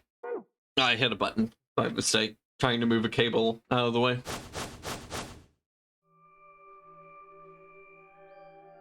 Man, I kind of want that as, like, an overlay element. Like, imagine if Twitch chat could, like, I could hit a button, and then Twitch chat could just, like, or, no, like, imagine a channel redeem, and then all of a sudden it's just like various VTubers' faces like popping in from the sides in that same format. I think that might be kind of cool. You'd have to like set up a transparent GIF or something. No, you'd have to make it a straight up animation. I think it would be much easier to do it that way. It wouldn't take a ton of work, but I even know how to apply that to every scene. That sounds interesting. Yeah. Yeah, as long as you have like 4 other VTubers that you know, which really isn't hard, you could probably do that. The tricky part, though, I think would have to be, yeah, getting art commissions of everyone having a shocked expression. Oh, wait, no! I mean, like, you would just need 4 emotes. Because I kind of have something like that. And this is a very common emote of...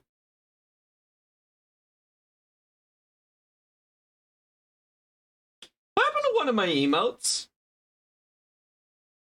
One of my emotes isn't here. Oh, well, it's just like the puzzled face or whatnot. I think it's probably because it's a free emote. For some reason, I can't use free emotes on my own channel content. But like, yeah, I imagine if you could just get some like emotes and then like borrow some people's emotes, you could set up something. Yeah. Make it a scene, just use a source mirror to put it over your current one. Yeah. Like it's doable. And then you would just grab the audio file from like a segment of this and then just set it up. Yeah, just ching, ching, ching, ching. Or like shush, shush, shush, shush. Yeah. 7 sets of eyes were widened as Luda spoke. Oh no.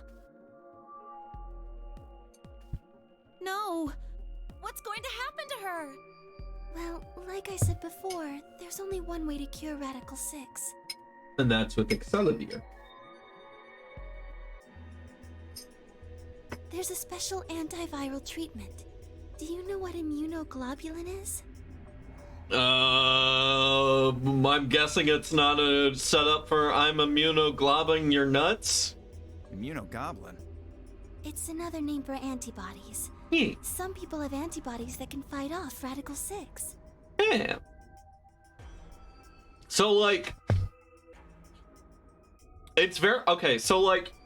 During an epidemic or an outbreak of anything, if you discover that... Say, like, everyone else in your household gets sick, but you don't... That is a... You should probably go call up one of your local hospitals and see if they would like to draw blood samples from you, because you might be able to develop something that can essentially serve as like just something to help treat that kind of things. Because like I remember the way it was explained to me, like the way the human body fights off infections and diseases, it kind of like God, I am not confident, nowhere near confident enough to take a crack at this, but it's something like once your body really works on how to fight a certain something because it's been exposed to it, those blood cells are then able to produce the things that help it fight that off. It's also why we do in fact, God, it's why we inject people with smaller, weaker forms of something, of viruses, so that way their body can already figure it out and then be prepared for when an actual tough form of it comes along.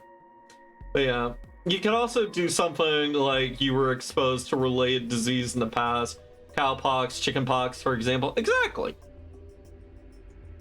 But yeah, Lord probably would know much more about it than I would. I was not a science major. It's another name for antibodies. Some people have antibodies that can fight off Radical 6. Those antibodies are the basis for Excellium.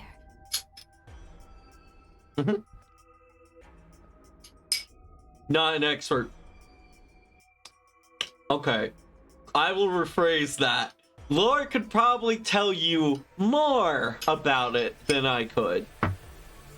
Maybe not all about it, but more about it. For legal reasons, neither I nor Lord are medical experts. I can tell you immunology 101 stuff. Like I know what an antigen is. I feel like I got told what that is, but I never used it for anything, so I forgot it.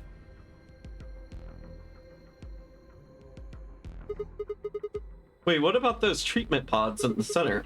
Can't we just stick them in those? Right. I thought of that too, so I went and took a closer look at them. Unfortunately... They can't cure it. Correct.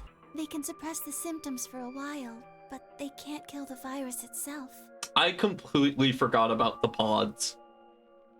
The only way we can help Alice and Quark is if we can find some Excelavir. But the pods will keep them from getting any worse, right? Yes. Well, then what are we waiting for? One of you, grab Alice. We're going to the treatment center. As he spoke, Tenmyoji moved over to Cloak and lifted his small, unconscious body off the bed. Quark shifted slightly as Tenmyoji moved him. Something fell out of his pocket. The soft chink. Or clink, sorry. Oh, I bent down slowly and picked it up. Is this medicine? What? Well, what is it? Hold on.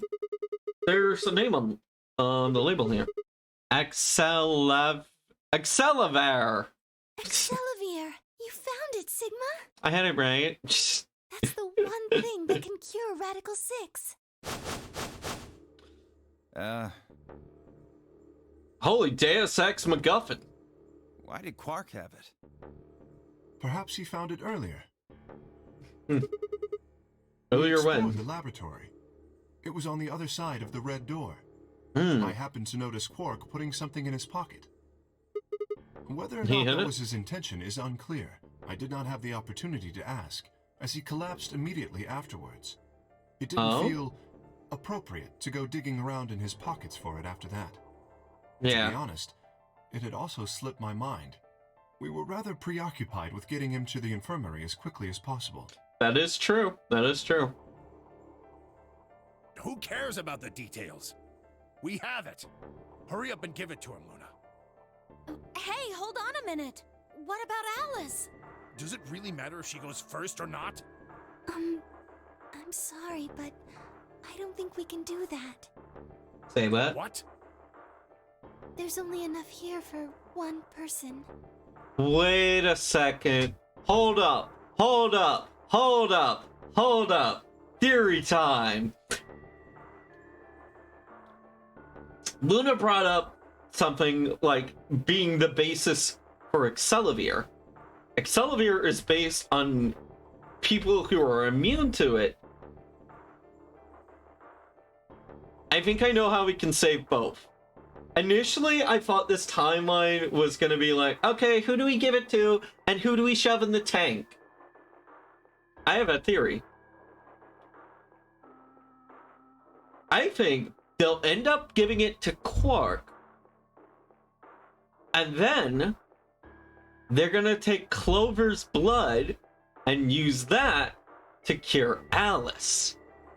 Because if we go back in time, and we follow the timeline of events,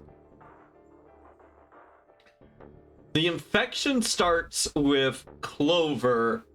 No, the infection starts in the pod with the old woman who was in there. And the people who were in there were the man in the suit, which is Kay, sorry, and Clover. Then Kay gets paired up with Quark, who's, I'm assuming, is how he gets exposed. And then Clover gets paired up. Well, of course, she's going to spend a lot of time around Alice. But then Alice shows signs, but Clover never does. So maybe they'll maybe Luna can whip up something using Clover's blood. Maybe that's how Alice lives through this. Maybe that's the magical way everybody lives. The only way we have to administer this is with the injection gun. And the way it functions, it uses a whole bottle each time you pull the trigger. I believe that I figured out a way to solve this is just like you open the bottle of Excelivir and you dump it out partially into another bottle and you split the amounts and then you just take the gun in.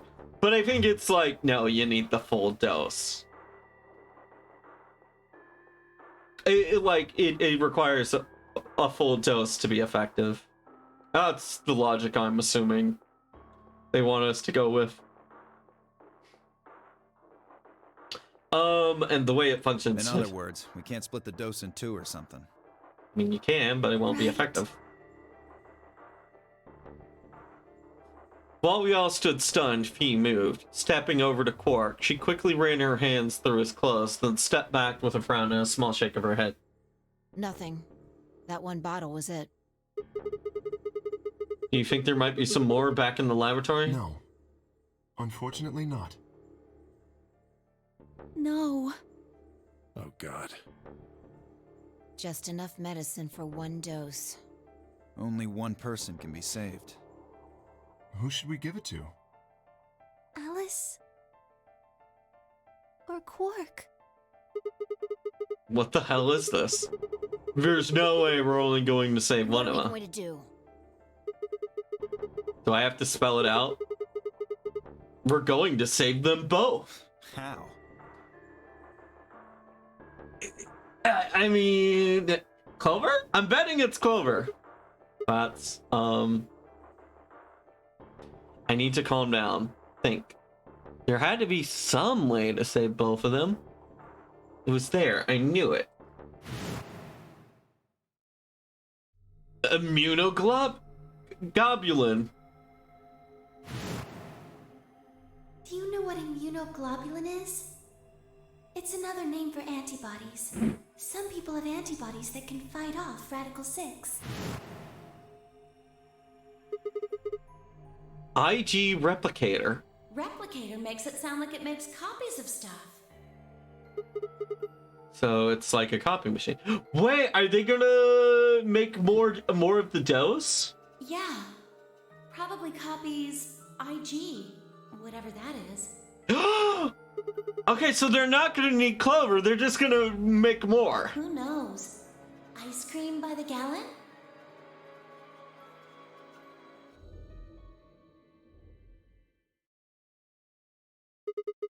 That's it. I've got it. There's an IG replicator in the laboratory. It's an immunoglobulin replication machine. What? If I told you, you... Wait, one sec.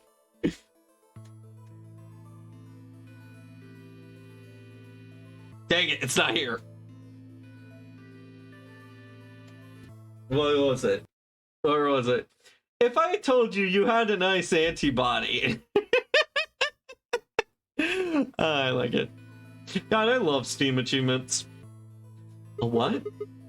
It can copy immunoglobulin. Antibodies. Luna just said Excelivir is made from antibodies. That means it can make more Excelivir. Hold on a moment. There is a strange device in the laboratory that says IG replicator on it. Clover and I examined it thoroughly when we were in that room. Yeah. We never could figure out what it did, though. Exactly. My question is, how do you know about it, Sigma? I saw it when I was in the laboratory. When was that? Probably when you were looking for Alice, right? Yeah. No, Deal was wrong. I hadn't gone to the laboratory when I was looking for Alice. I didn't think I'd ever been to the library. So how do I know about this IG replicator? If what he's saying is true, then we should be able to duplicate the Excelivir. That would mean we could cure Alice and Quark. I mean, never mind how this kind of breaks the law of conservation of of matter and energy. But fuck it. I'm assuming it just analyzes the structure of the Accelavir and then uses resources on hand to make something mimicking it. That's what I'm assuming. Let's go have a look then. The laboratory, right? Yeah, no time to waste. We all nodded. Wait, we can't leave them all here all alone. Luna, do you think you could stay behind and look after them? Oh, of course. I'd be happy to. Alright, then let's go. Is Temioji gonna stay behind for Quark? No? Okay. They're both just gonna stay. Luna's got this. She's gonna man the fort by herself.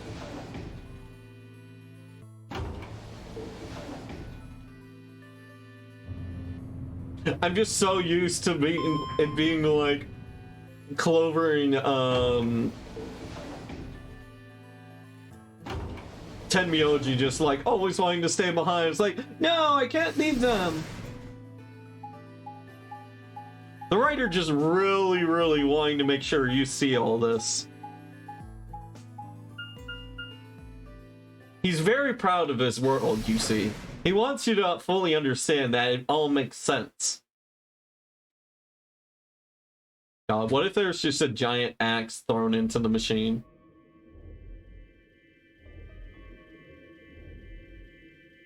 So this is the lab, huh? Mm-hmm. Yes.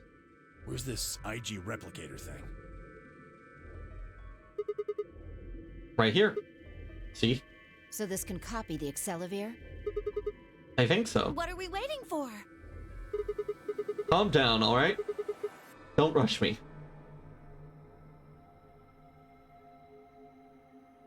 If you stick all the map cutscenes in this game together, it's over an hour? Holy fuck. I carefully lowered the small vial of Accelavir into the slot on the side of the machine. An empty vial was already protruded from the other side. Okay, here I kind of don't agree with this. I think everyone else should have stayed behind, and then anyone medically inclined should have handled all this. Like Luna! I mean, it doesn't take much to watch an unconscious body. An empty vial already protruded. Wait. Theory time. What if one of the other two wakes up and goes crazy? Luna's gonna be all by herself during that. An empty vial already protruded from the other side. Presumably, that's where the duplicated Accelavir would go. Ready? When I push this button, it should... Skip it. What? Just press the damn thing. Right. And pressed.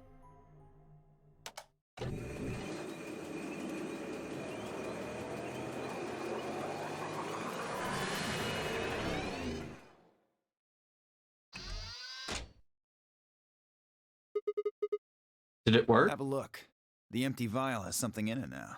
And the vial Sigma used remains as it was. It does not seem to have lost any of its contents. Interesting. So, it worked? Would have been pretty bad if it hadn't. Mm-hmm. Alright, let's get this thing back to the infirmary. I reached down and pulled both files from the machine, intending to slip them deftly into my pocket. What happened? Oh shit. What? Sorry, my hand slipped. You dropped one of them? Yeah, just one though. What in the hell? What if you'd broken it, you idiot? Come on! If it had broken, then we could just make another copy. Before Temioji replied, Fee spoke. Guys? I was surprised to hear her voice coming from near my feet. I looked down to see her staring intently at something beneath the table. You see? It did break. No, the vial's fine. See? She held it up but didn't move her eyes. Then what the heck is going on down there? Take a look. I slid back from the table and quickly felt. I slid back from the table and quickly and silently The rest of us bent down to look. Ugh. I mean, we found one bomb, you found them all. So what? It's another bomb. Situation hasn't changed, only the knowledge has grown. Whoa. Really? That makes 2 then. I guess it does? Guess Kay was right after all. So there were more bombs. So it would seem. Was this here when you guys came through the first time? No, it was not. Ah. Yeah, I didn't see anything, and I looked real hard. Then somebody must have said it while we were looking for Alice. Who the hell would do that? We were all out looking for Alice. It could have been any one of us. No, not any of us. I was back in the infirmary. Mhm. Quark was still out, so I was keeping an eye on him. True, but you could have left. So we shouldn't consider you a suspect, is that right? Yeah, Quark's off the list too. But Tenmyoji, you have no proof that you spent the entire time in the infirmary, do you? What? No? You could have quietly made your way to the laboratory, planted the bomb. That's insane! Listen to yourself! There's no way in hell I'd have left Quark all by himself to go plant a goddamn bomb! I mean... Let's think about this logically for a sec. In a scenario where there is someone who's willing to plant a bomb in the facility, planting a bomb to kill yourself is one thing. Like, planting a bomb and taking out yourself, that's something you can come to terms with after much convincing, but it's plausible. But planting a bomb that might take out yourself and someone you really care about, I don't know. I mean, if Tenmyoji was just gonna blow up the whole place, why would he care about how Quark was doing? I don't know. I kind of want to believe Tenmyoji. Tenmyoji was still staring furiously at Kay when Clover spoke up. Hey, what's this thing? God. Clover just goes, "Hey, what's this thing?" Holding up another bomb. I turned to time to see her grab something from under the table. It looks like a memory card. Oh? Where was it? Right under the bomb. It was down on the floor under the table. Could it have Okay. been put here by the same person who set the bomb? Maybe? There was nothing like it here when we examined this room. Do you think they dropped it accidentally? Unless it was left here intentionally, yes. I imagine so. What do you think's on it? Yeah. Let's take a look. Can I see it for a minute? Yeah, I guess so. I poked the card out of her hand and looked around the room. Nothing.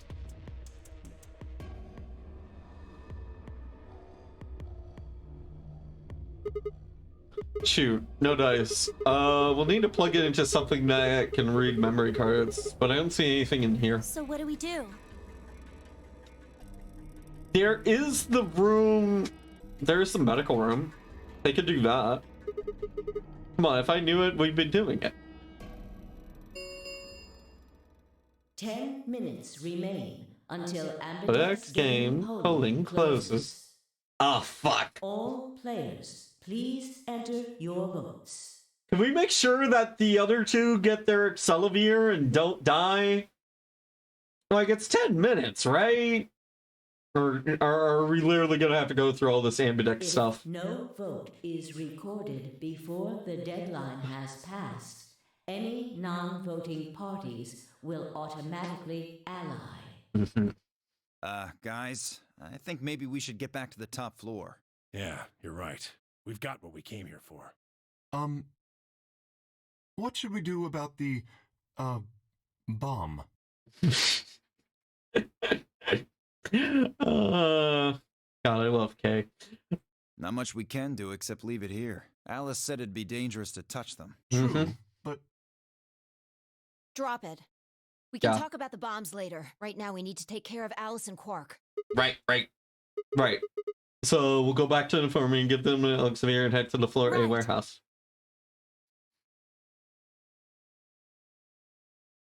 This ought to do it. It might take a little while, but they should recover. Hey! Her voice was quiet as she backed away from Alice and Quark. In her hand was the injection gun. She carefully removed the empty vial and placed it gently in the cabinet with the other one. Hey guys! Just a theory, but maybe we should have made a third, so just in case someone else gets infected. While we were in the laboratory, Luna had moved Quark to a crude cot. They both looked peaceful as they slept. No, we're all good now. No issues. The madness I had seen on their faces before was completely gone. So Are they sleepy. really going to be all right? Yes. The analysis I did on the vials confirmed that the duplicate was real Excelivir.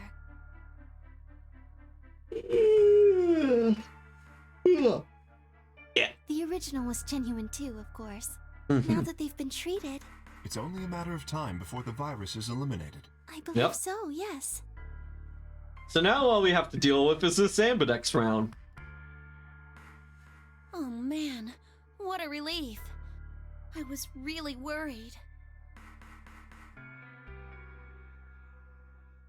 Clover grinned. Agreed.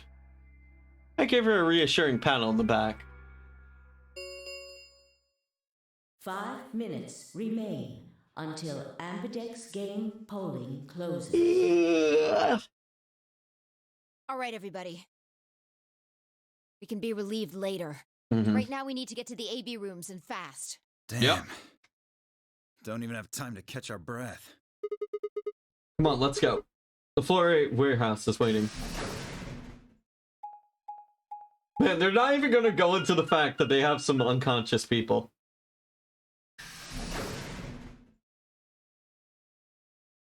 Floor A warehouse.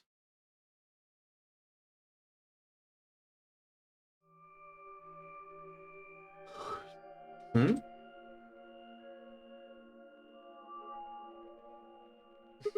Okay, so they're going to discuss it here. Where's Tenmyoji? Oh, he stayed back in the infirmary. Mm-hmm. What? Why?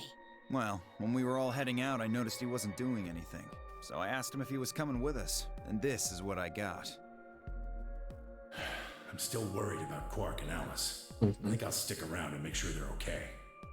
No. I see. That means that Phi's only opponent will be Dio. Ah, damn it. 1-on-1, huh? Ugh. Just choose betray no matter what. You'll be fine. That's cool. Nothing to worry about. I plan to choose Ally. You know why? Because I've only got one BP. Exactly. If you chose Ally and I betrayed you, your BP would drop below 0 and... well, we know what happens then. Already rolling the kill. Absolute bullshit. I want to win, but I'm not that desperate. Yes, you are. Bullshit. You see what I'm saying, right? No, I don't, because you're a lying sack of shit. Tenmyoji and Dio are a pair. Tenmyoji only had one BP left. Since Dio said he's going to pick an ally, Phi can't really pick anything else. If she does, Tenmyoji will... I have a better idea. We just knock out Dio again. Yeah, that's pretty much it.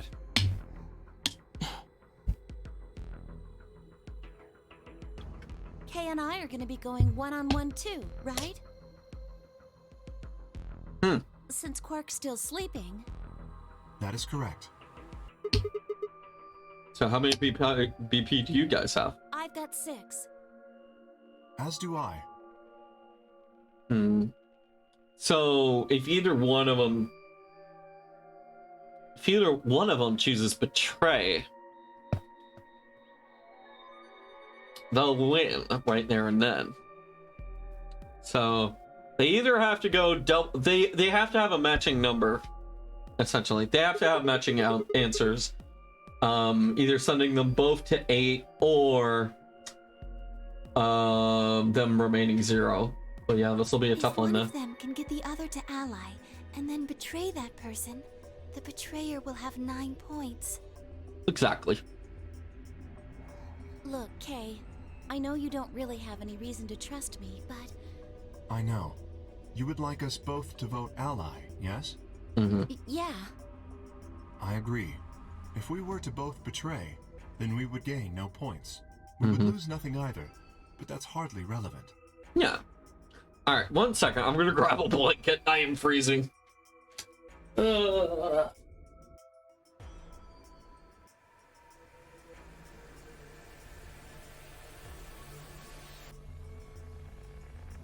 Ooh. Let me get my earbuds in again. How much time do we have left for today? I could. I'm undecided if I'll do an extra hour tonight, but we'll see. If we were both to betray, then we would gain no points. If both of us cooperate, then we will both gain 2 points. Right. Okay, good. You're really gonna do it, right? Yes. Aww. Like, that's also very cute and charming, but I could also see, like, Kay's inner monologue being like, this dumb bitch is gonna pick ally. Promise? Promise. Promises mean jack shit. 1 minute. The only thing I would remains trust in an until Ambidex game is an Ambidex unconscious game body. closes. Shit, this is bad. We need to move, now. Indeed. Shall we? Alright. DOK, Fee, and Clover all took off immediately, heading into different AB rooms. Counting from the left, Dio went into the room. Dio went into room 3. Kay went into. God, I really wish I was keeping track of all this, but it's too late now. All right. Fee and Clover went into rooms 5 and 6 respectively. Okay. That left Luna and myself. What do you think about taking the one on the far left? Sounds good. With that so, we headed into the AB room number 1. Far left means dead body? Are we about to find a dead body? Is this going to be another dead body run, or has the dead body already been found? Ooh, it's thundering. Maybe for the sake of the fact that it is storming outside, I don't go super long tonight. If I get to a stopping point, and it's still thundering, I may shut the stream down early. But yeah, the Ambidex game will now begin. To enter your vote, please press start. Yeah.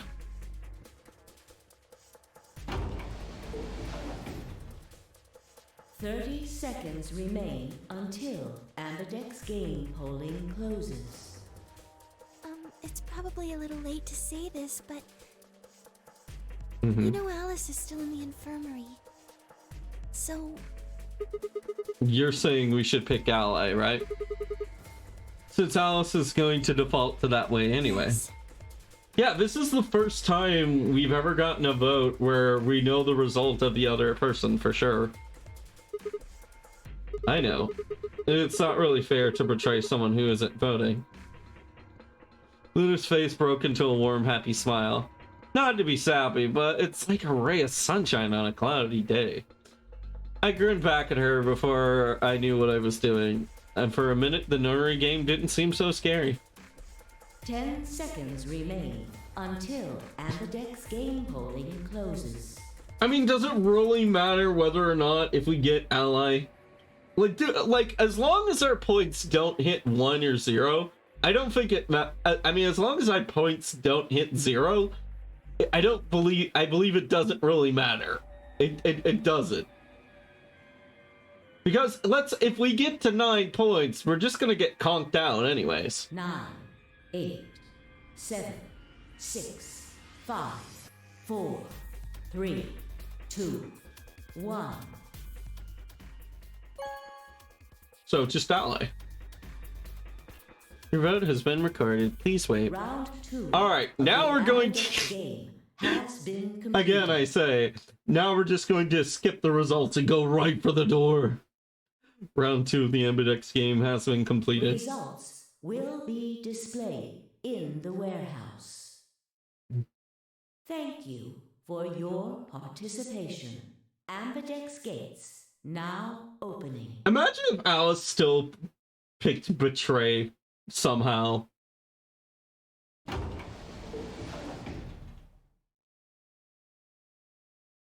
Like someone jacked her bracelet or something. That'd be a good twist. Luna and I stepped out of the AB room. She's still mad about that time you betrayed her. Was that this time or another? Alright, let's go and have a look at the results. Okay.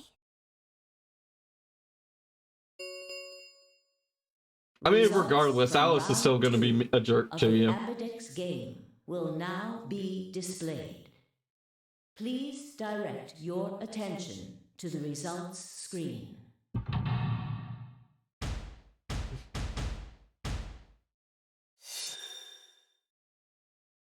Alice had 6 points.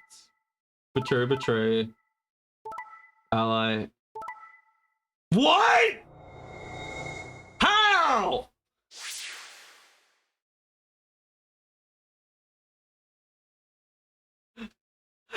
I was joking. Okay, let's go through this. Wow, everyone chose Betray that round. And now she gets to... Oh, okay. Well, Tenmyoji and Dio and Fee. Dio chose Betray, so Fee had to betray. Oh, fuck. Fee almost died. Holy fuck. Okay. If this doesn't seal the deal that they need to throw Dio in a locker, I don't know what would. Also, Fee is lucky that she read Dio like a fucking book. So, yeah. Quark is unconscious, but Kay and Clover, they both saw the opportunity and they went for a double betrayal. But how did Alice? How did an unconscious body betray? That doesn't make sense. What? But yeah, no, Dio's a fucking murderer. Just throw him in a locker. Throw him in a fucking locker. Points have been assigned or subtracted accordingly. You sure? Unconscious, you say? You sure? Obviously not! Please check your bracelet to see your updated bracelet points.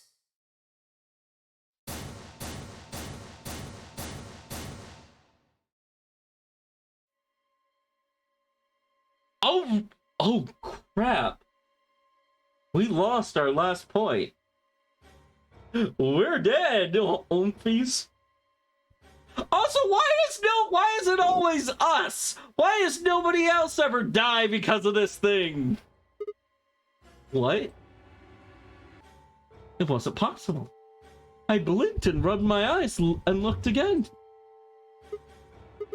No, that's not possible. How could Alice's vote be betrayed? Okay, so let me think about this. The machine just analyzes who's in the machine. Because there's no assigned rooms. It's not set up based on who goes in the room. So it's not just a simple matter of someone going into Alice's pod and voting against them. Unless...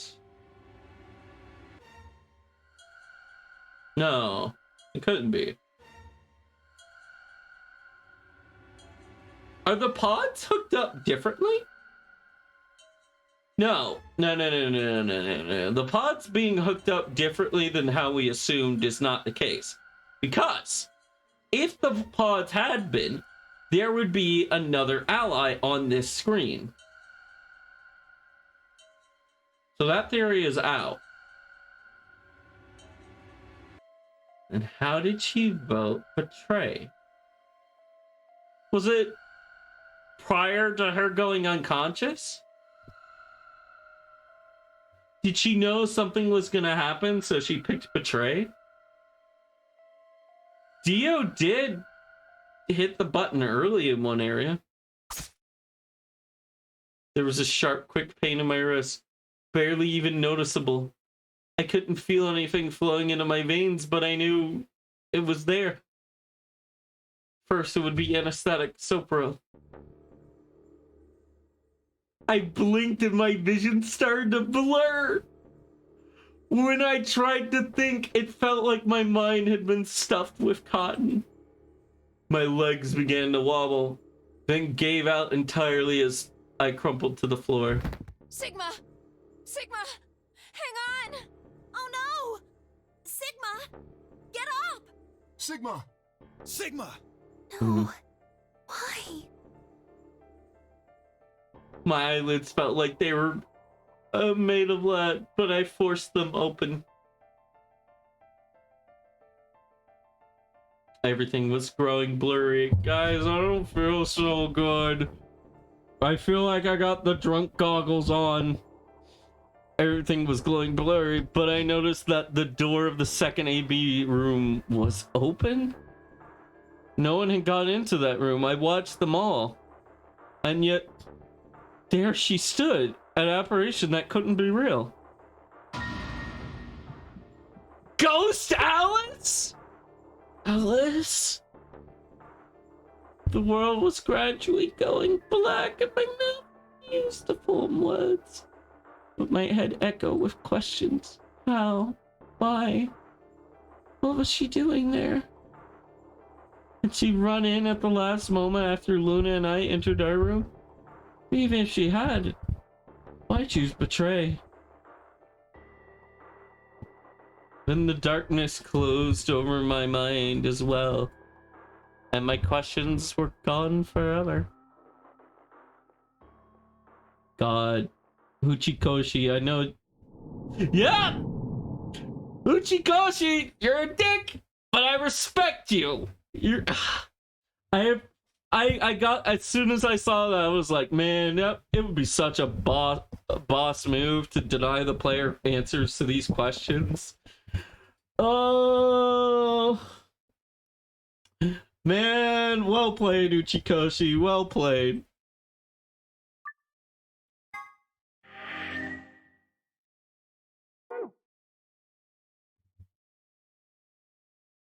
So, because of what we experienced, we've learned something.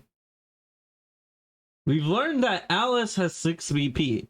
So if I betray her, she won't die. I will just not die.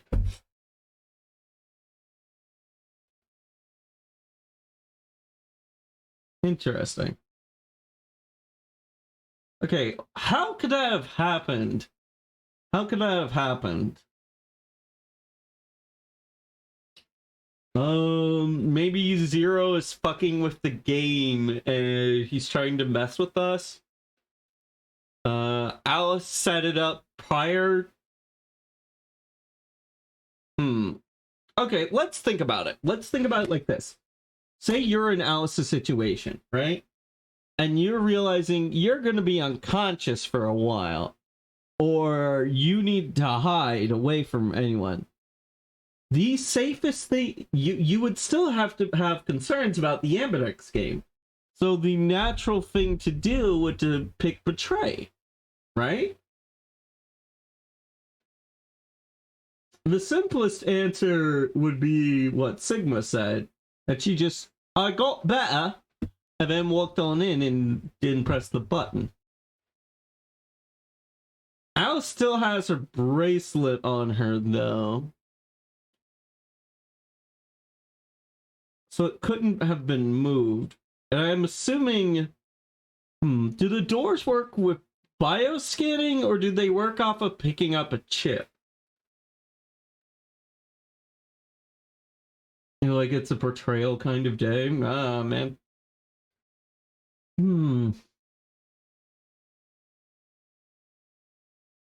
I want to say... if Alice is all ice Alice, could that affect anything? Sigma said he saw Alice, but it might have been a hallucination.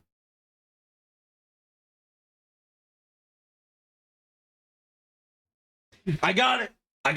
It's quite simple, really. Alice used ancient Egyptian magic to press the button. The Accelavir put her into a dream state, which allows her to astral project.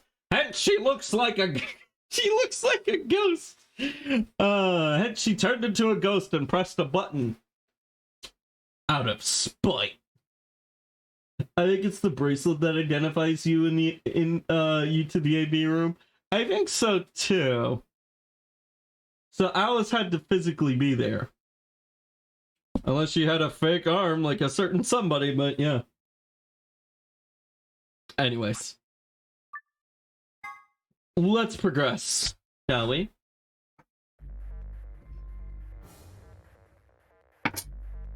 But I think it might have just been a preemptive defensive move.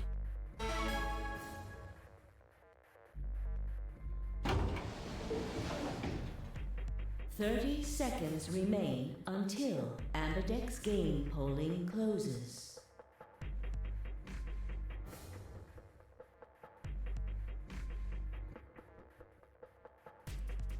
It's probably a little late to say this, but you know Alice is still in the infirmary. Right? So... You're saying we should pick Ally, right? Since Alice is going to default to that anyway. I know, it's not to be fair to betray someone who isn't voting. Luna's face broke into a warm, happy smile. But to be sappy, but it felt like a real... not to be sappy, blah blah blah blah blah blah blah. 10, 9, 8, 7, 6, 5, 4, 3, 2, 1. Fuck that bitch. There we go. Alright, vote has been recorded. Round Please proceed. 2 of the Ambidex game has been completed. Results will be displayed in the warehouse. Thank you for your participation. Alright. Ambidex gates now opening. Now, will it say betray, or will it pull time fuckery and say she was never there to begin with? Luna and I stepped out of the AB room. Why? What happened to... it's not fair to betray someone who isn't voting? Well, that's when the world made sense, Luna. That's when common sense was in the room. After my last step, that wasn't there. Sorry, Luna, but Alice shouldn't have been rude to me a couple of chapters earlier. This is what she gets. There was nothing I could think to say, even if I didn't really understand why I picked betray instead. And it almost felt unconscious, like some other part of my mind was making the decision. Perhaps I've been possessed by some sort of evil spirit. Hey, video game, I don't say mean shit about you. Don't go calling me an evil spirit. Perhaps I've been possessed by some, yeah.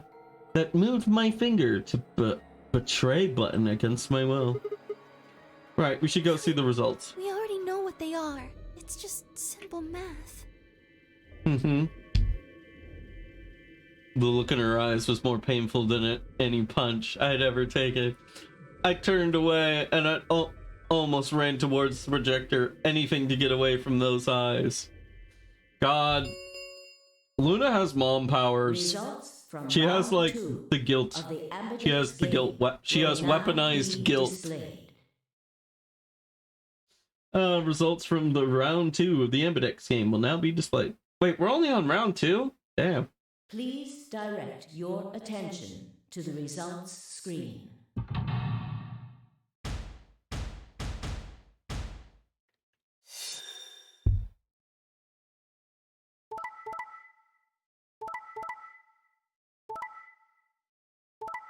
Ha!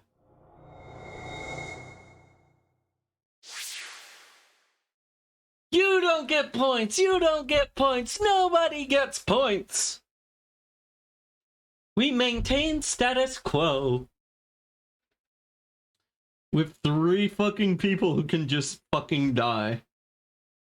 Points have been assigned or subtracted. Okay, now accordingly. also, we need to fucking throw Dio in a locker. This is fucking why. Please check your bracelet to see your updated bracelet points.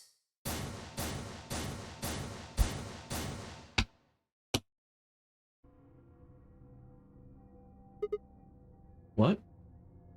Wasn't possible. I blinked and rubbed my eyes and looked again. No, how can Alice Vogt be betrayed? That's not possible. Ugh. Alice? She was standing there inside the second room from the left. The room that should have been empty. Why? My mind was reeling. Where had she come from? I was trying to form a sentence and she began to move towards us. From around me, I heard the chorus of muted gasps. It seemed they were united in the surprising confusion. Alice drew to a stop in front of me and glanced up at the display. Thought you'd get an easy couple points, huh? You almost killed me, you scheming bitch! Not so easy when you have to look your victim in the eye, is it? You fucking bitch. Coward. I am no coward. You are a manipulator. Me, a coward? You've got some balls saying that to me after you picked Betray. Why are you even here? You gave me the antivirus, didn't you? Tenmyoji told me. Thank you. I mean that from the bottom of my heart, honestly. But you should still be under the effects of the anesthetic. Yes, well, I still am. A bit. I have a throbbing headache, and I can barely stand. It's horrible. I'm more resistant to anesthetics than most people. A result of my training. I have a feeling Zero Senior knew that. They gave me way more than the standard dose of that gas when they kidnapped me. In any event, a few minutes ago I woke up in the infirmary. Tenmyoji explained what was going on, and I got here as fast as I could. So you showed up right after we'd gone into the AB room. Yes. Right in the nick of time, too. About 10 seconds before the deadline, as I recall.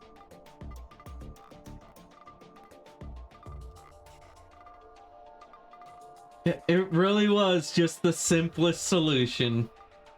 You did that just so you could betray us? Right. What? Don't I get to do that? I mean, it turned out to be the right thing to do, didn't it? You two chose betray. If I'd stayed back there, I'd have lost 2 points. Yeah, but you also could have killed me. So you're saying it was self-defense? Yes. I think bullshit. You're full of shit. Self-defense my ass. You chose Betray because you wanted out. You had 6 BP.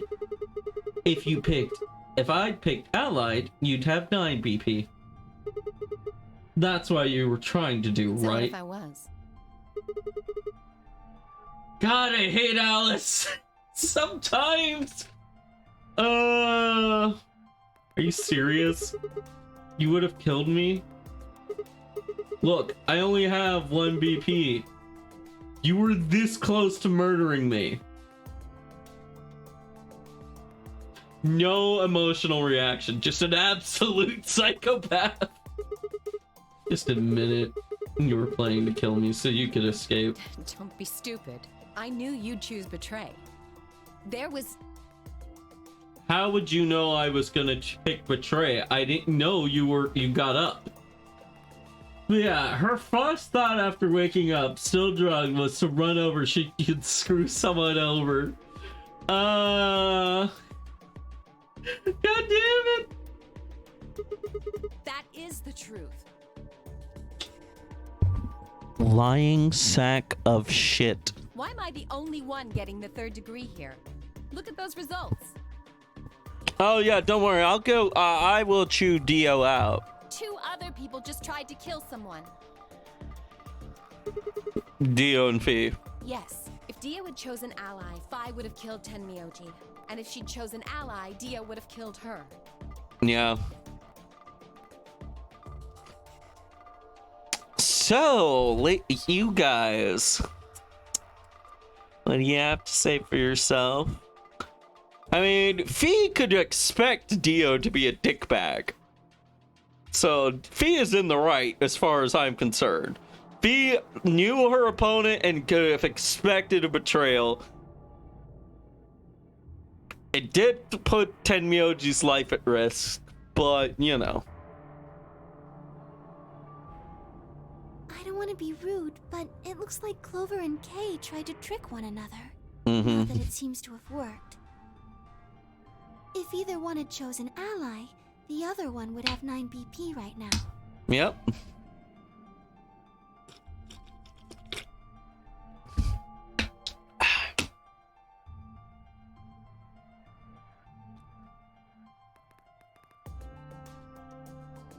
I turned to look at the results again. Before, I'd only been able to look at my own.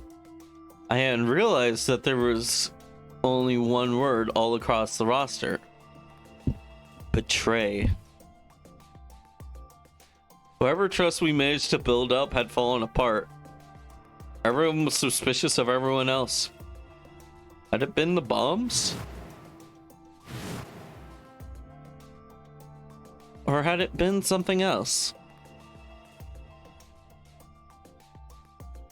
Whatever the reason, if it kept up, we'd never manage to escape. We'd be trapped in a cycle of 0 rounds rewards for the rest of our lives. Something had to be done. I closed my eyes and took a deep breath.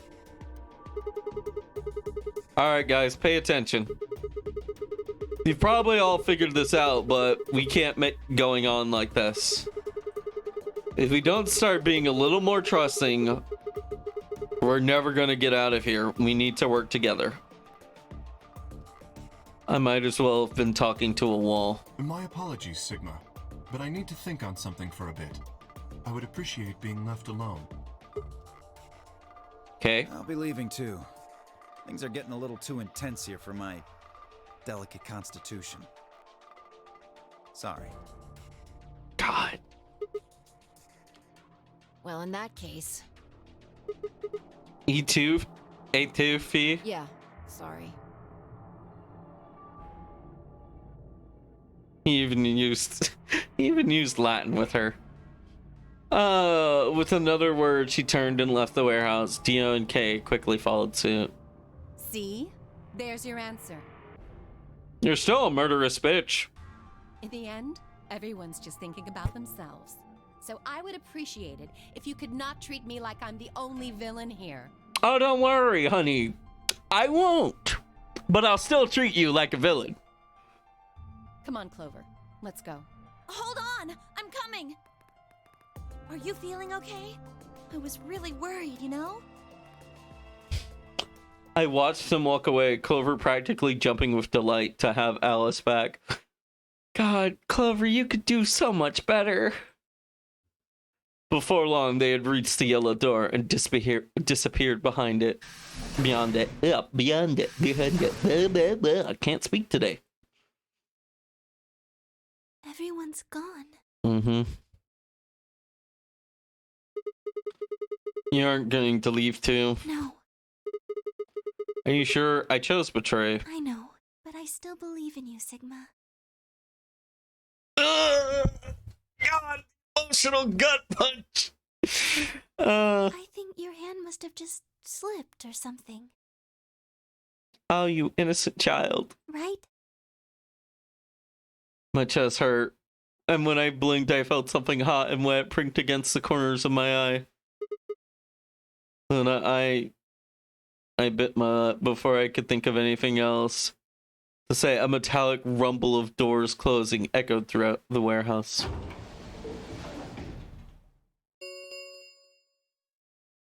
The Ambidex gates have closed. Round 3 of the Ambidex game will be the Star Round. Star keys are required. There is no the Ambidex gate. Right. As many times as we want, huh? As we have the star keys. That means we can keep playing the AB game over and over too. Mm-hmm. Sigma, could you show me your bracelet? Why? Do you remember what Zero Jr. said? Hold on. Isn't there a timeline where Zero has something going on with his hand? I completely forgot about that until just now. As soon as the gates close, your colors get all shuffled up automatically. Ah, right. The pair and solo assignments hop around a bit too. Yeah, I remember. Let's see here. I am a cyan pair. What about you? I'm a magenta pair. I wonder what the others are. It could be anything, I suppose. We won't know until we have a look.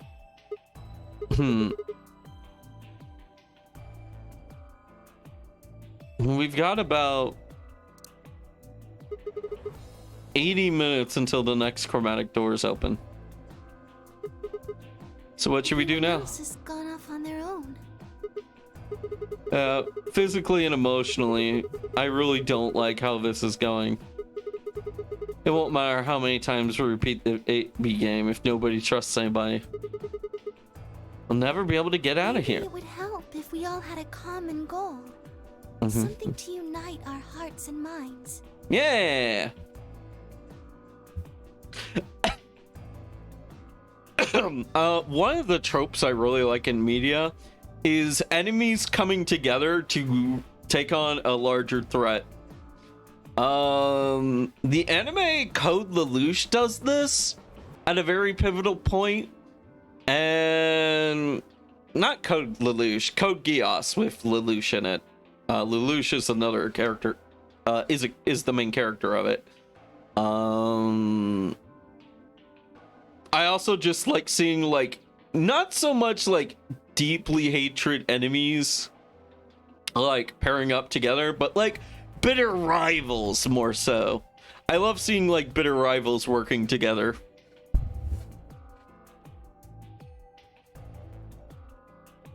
But yeah, something to unite our hearts and minds. Yeah, but we already got something like that. We all want to get out of here. That seems like a pretty clear goal to me, but everybody chose betray, including me. Well, what if we have an enemy? She's so smart. She's doing the thing. She's doing the thing. All right. She's bringing up the concept of introducing an enemy into a situation to force cooperation. Yes, a common foe. Like the person who set the bombs, for instance. After coming back from the lab, I told her about the bomb while she gave Alice and Cork the Accelavir. Yeah, that might work. If we could figure out which one of us planted those bombs, then everybody else would work together against them. Right. But how do we figure out who it is? Do you have any clues? Clues, huh? This is actually pretty bad because my current suspect, my lead theory about who was setting up all the bombs was in fact Luna. Purely because the sweet innocent little girl just happened to be the one who kept finding the bombs.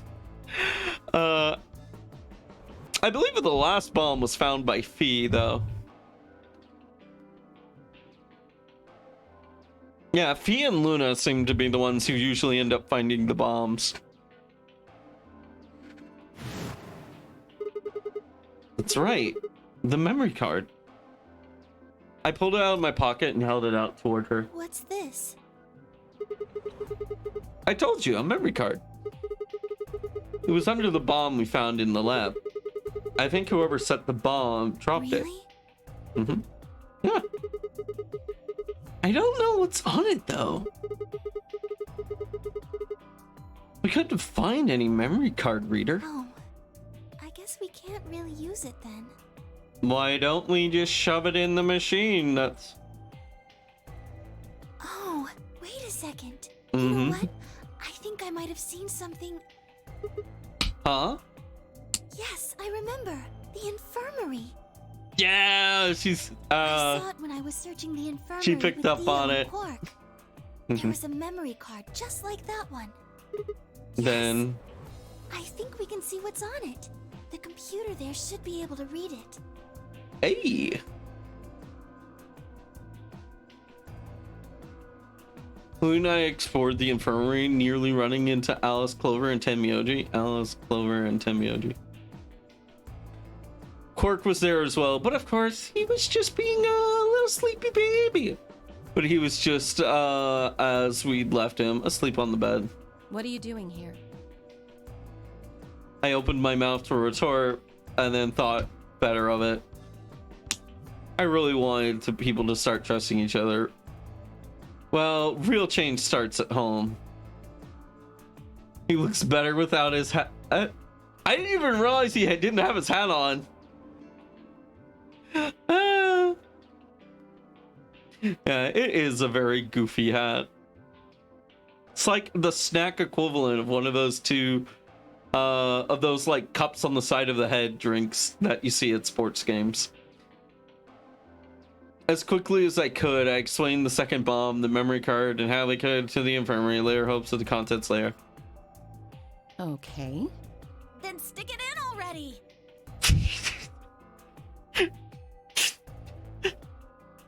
That's what she said.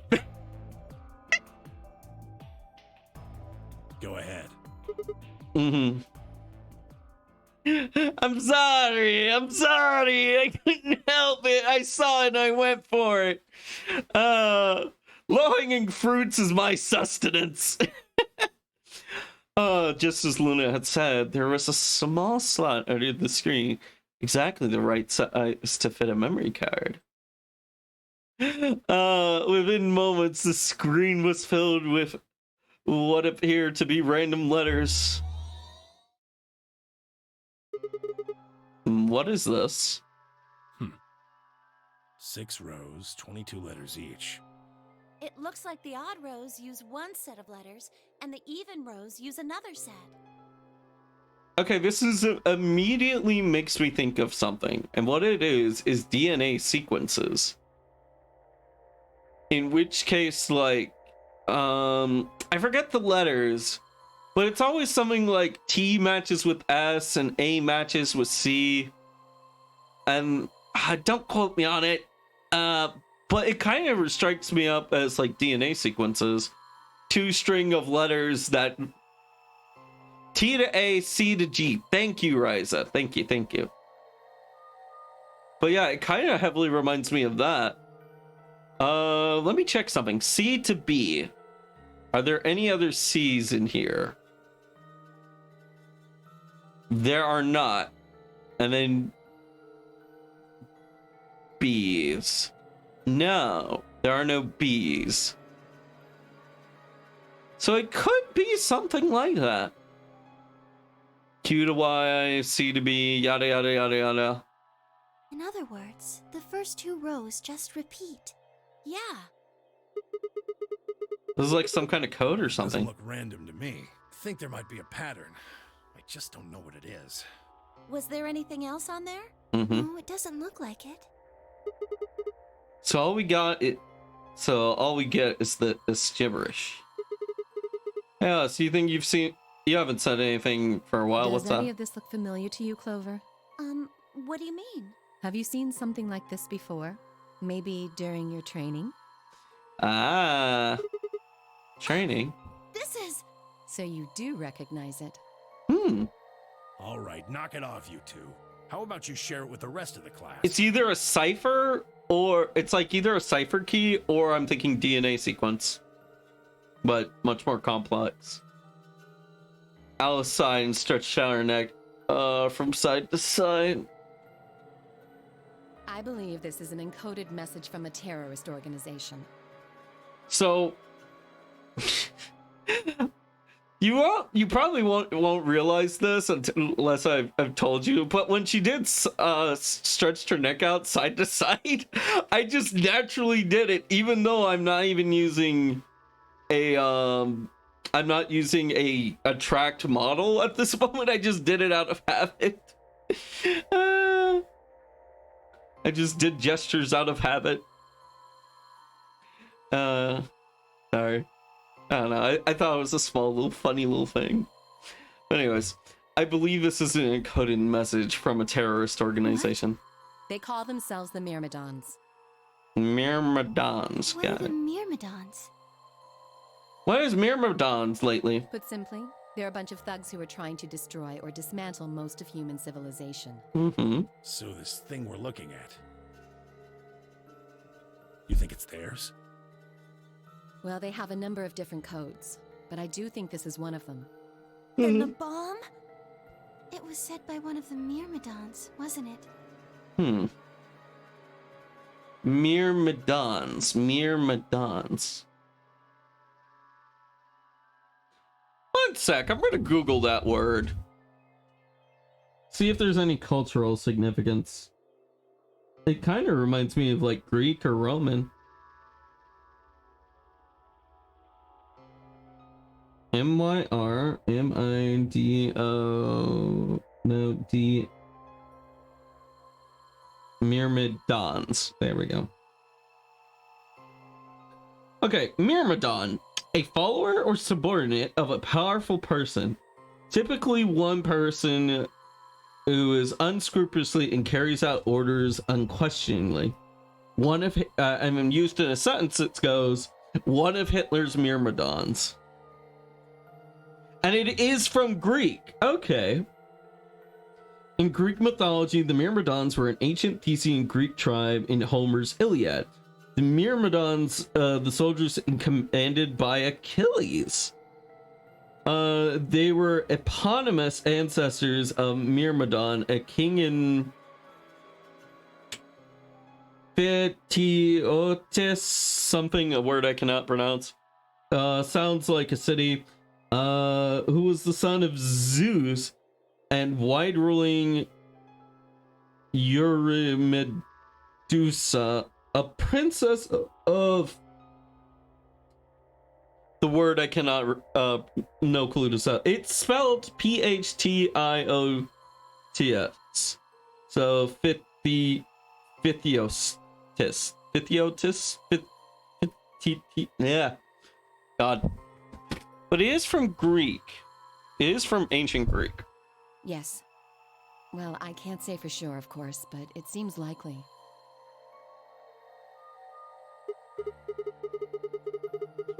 Damn, have I got a ton of questions for you. Well, let's start with this one.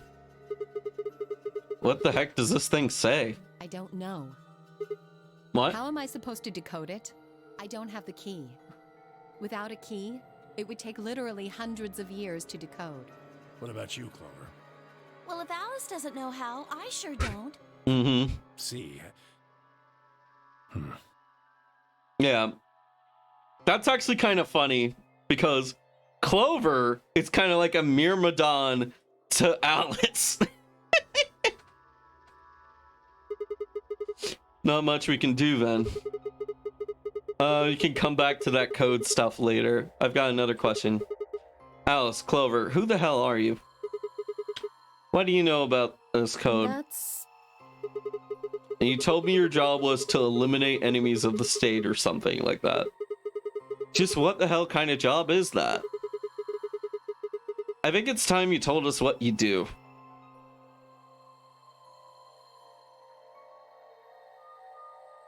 Sorry, but I can't. Because you might be one of them. You might be the person who set the bomb. Mm-hmm. That's idiotic. Of course I'm not. Really? And where's your proof? For all I know, you're my enemy. I can't tell you anything. Mm-hmm. I'm not your enemy. I'm your ally. Oh wait, no. Okay, sorry. For a second there was like a very long line of small text, so I thought when it went back to bigger size, I thought it was emboldened, and so that's why...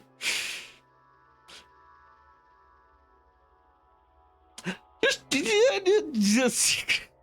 Okay, guys, full disclosure, I'm kind of a goof. I'm kind of a goober, in case you hadn't noticed. Alright, I'm your friend.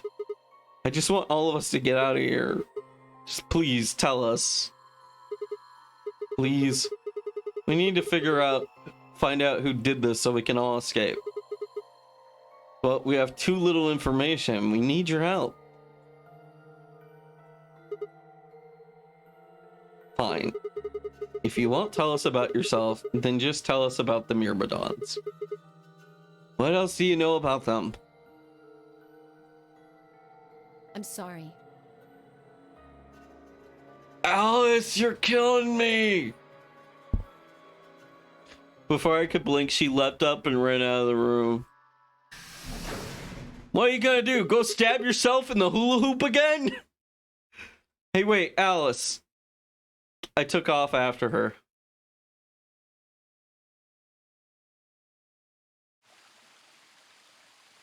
How long are you going to keep following me?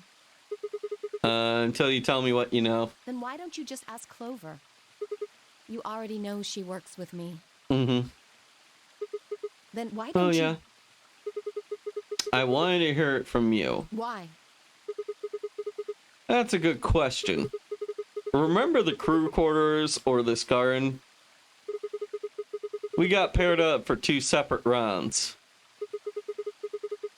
I'm also curious, why not, like, I guess Alice would probably be able to deliver information more correctly and succinctly, but Clover just seems like she would be a much easier egg to crack.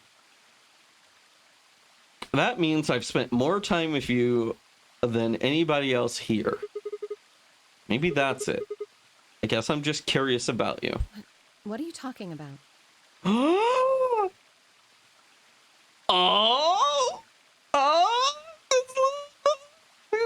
It's like she is very cute and it's very blushy and it's kind of cute and oh my god, it sounds like a Fire Emblem class.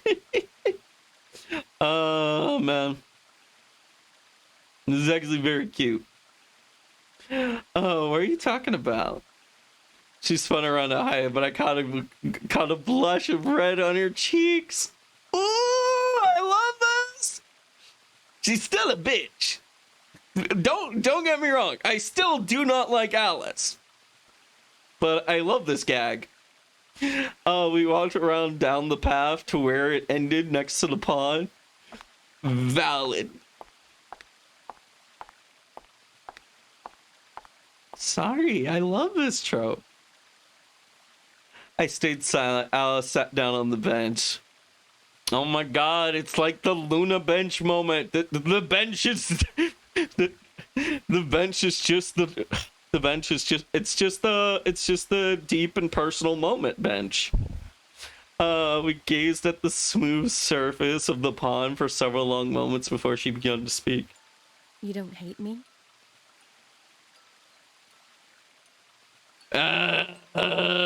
Shit. I clearly just said I did. What? Why? I tried to kill you. You mean in the AB game? Yes. Congrats, you unlocked the Alice romance route. No! Oh, damn it! Damn it all! I was so scared. Who wouldn't be? Kidnapped and locked up, forced to play some sort of bizarre game. And then we found that bomb. Mm-hmm. I know I probably sounded calm, but as soon as we found that thing, all I wanted to do was run away from it as fast as I could. Things just went downhill. I mean, from that's there. generally natural for most people. Things went downhill from there. What do you I mean? remember hearing that Quark had collapsed and running to the infirmary with everyone else. When I got there, I realized I couldn't understand what anyone was saying. Mm. And everything looked... I don't know how to describe it. It was like watching a video on fast forward, only it was real. Okay. I want to point something out. Yes, this is a like, as we learned earlier, this is very much a sign of what is it? Radical 6. This is a symptom of Radical 6. But like, being scared because you can't understand people, that is legit and far more mundane than you may think. I remember every time I would go to a doctor or say like the dentist, I would always feel more nervous when they would start using heavy, complex medical terms between each other. And that would always make me feel more uneasy. Which, yeah, so fuck, I can relate to Alice in that. I can heavily relate to that. But yeah. I mean, it's a rather simple thing to fix. Either study up on the something you do not understand or just ask someone to explain it to you. But like in that scenario where nobody could explain it to you, God, that would be even worse. Because like you don't understand what's going on and you can't rectify it.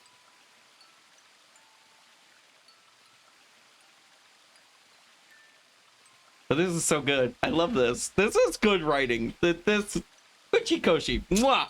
Mwah! Thank you, my man. Let me read this one more.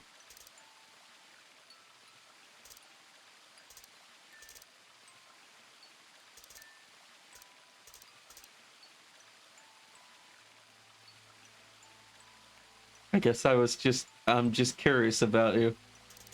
But Alice is kind of cute when she's got a very nice Gap Moe thing going on right now.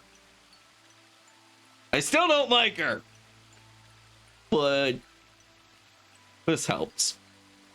Everything looked, I don't know how to describe it. I was watching the video in fast forward, only it was Then real. I started to feel like... It's hard to explain. I guess you could say I didn't feel like I was myself, and it only got worse. That was probably the Radical Yes, I think 6. so. I don't remember much after that. But when I woke up in the infirmary, suddenly all that fear was back. So all I could think about was getting out of this place as fast as I could. It never even crossed my mind that it could kill you. God help me, even if it had, I don't think I would have cared. Sigma is a better person than me. Sigma actually went out, tried to console the person. Me, I was like, fuck. I feel like I've outed myself this stream.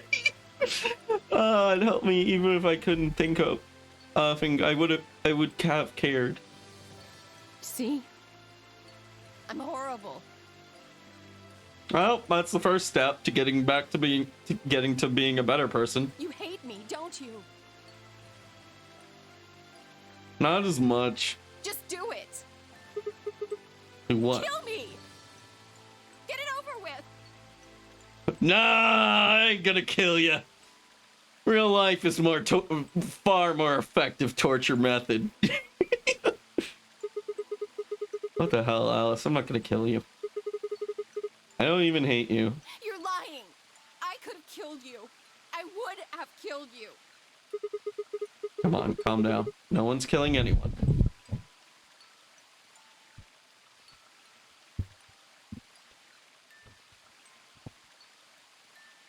A single tear rolled down Alice's cheek. Fuck, man. If Uchikoshi can do this to me, for Alice of all people, then like, is he gonna be able to do the same with fucking Dio? I highly doubt it. This kind of feels similar to the Lotus segment in the first Nonary game. But this is hitting harder. This is definitely hitting harder. Because, like, even when we got the emotional moment of Lotus, I didn't... I remember being like, yeah, Lotus is a mom. She cares about... She wants to save her kids, and that's fine. But she was also being just, like, very rude as well.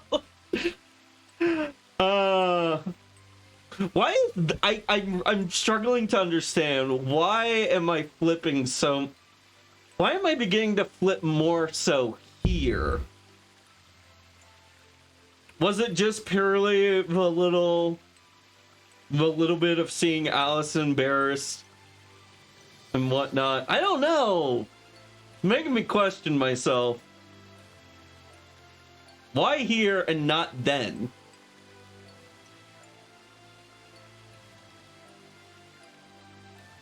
God damn it, I hate this. It's a writing element. It's like some sort of... The answer is within the knowledge of writing, but I don't know it. And I pride myself on writing. I think it's just more so of a personal factor than the writing being better or worse, but... This scene definitely feels more emotionally intense here. This definitely feels more emotionally intense here than it was at the scene with Lotus. With Lotus, it was kind of more of like a somber, quieter reveal. It feels much more hot and... well, not hot, but emotionally heated and passionate here.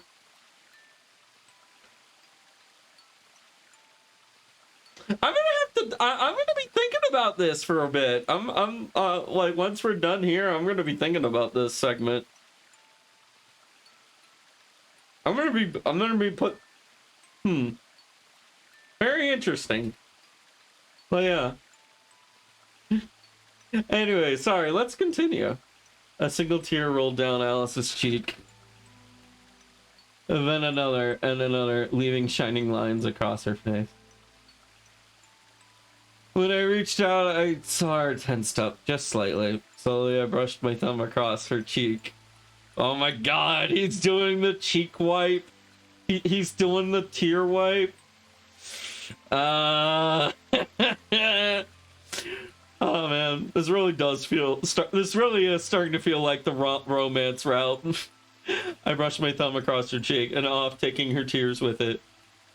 Why are you doing this? You know, you kind of remind me of my father. No? That's who you were after, right? The people who killed your dad? Yes. Did they have anything to do with the Myrmidons? Will you promise not to tell Clover that I cried? No. I could never...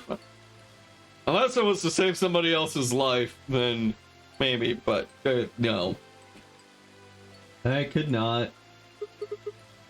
If you keep your mouth shut, I'll tell you what you want to know. Fuck, I almost don't want to learn this right now. I kind of don't want to acquire this bit of information. Because it feels kind of manipulative. If this was me right now, I'd kind of say, you know what? You can keep the information. I'll keep your secret anyways. God damn. About myself. And about the Myrmidons. Deal? You don't need to... Damn it, Sigmar! He is both a better man than me, but also more manipulative than me. He's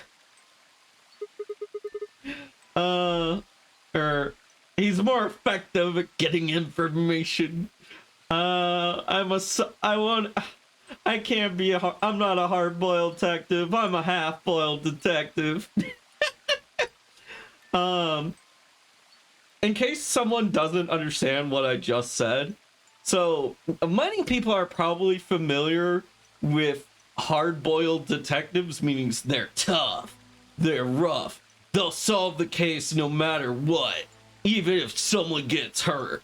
They'll do it no matter what. They won't get distracted by the client or the people's emotions. A half-boiled detective is something that's brought up a lot in Kamen Rider W, and it is someone who prioritizes people over solving the case and enacting justice.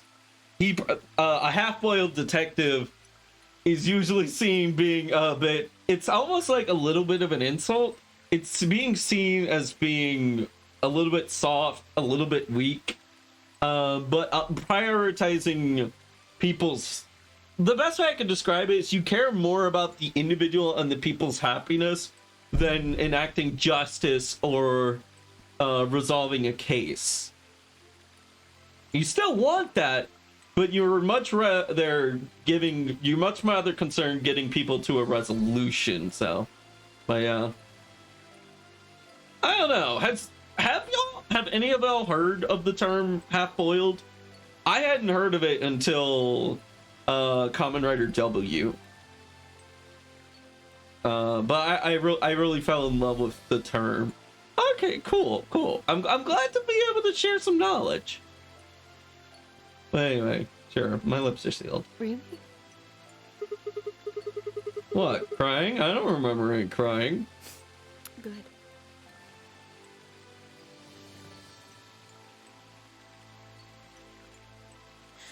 All right then.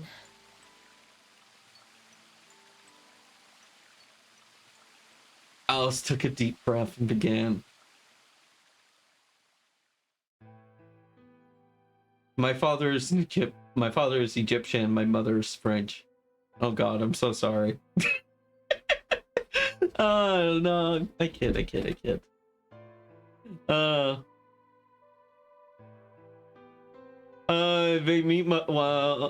met while my mother was in Egypt on vacation and married shortly thereafter.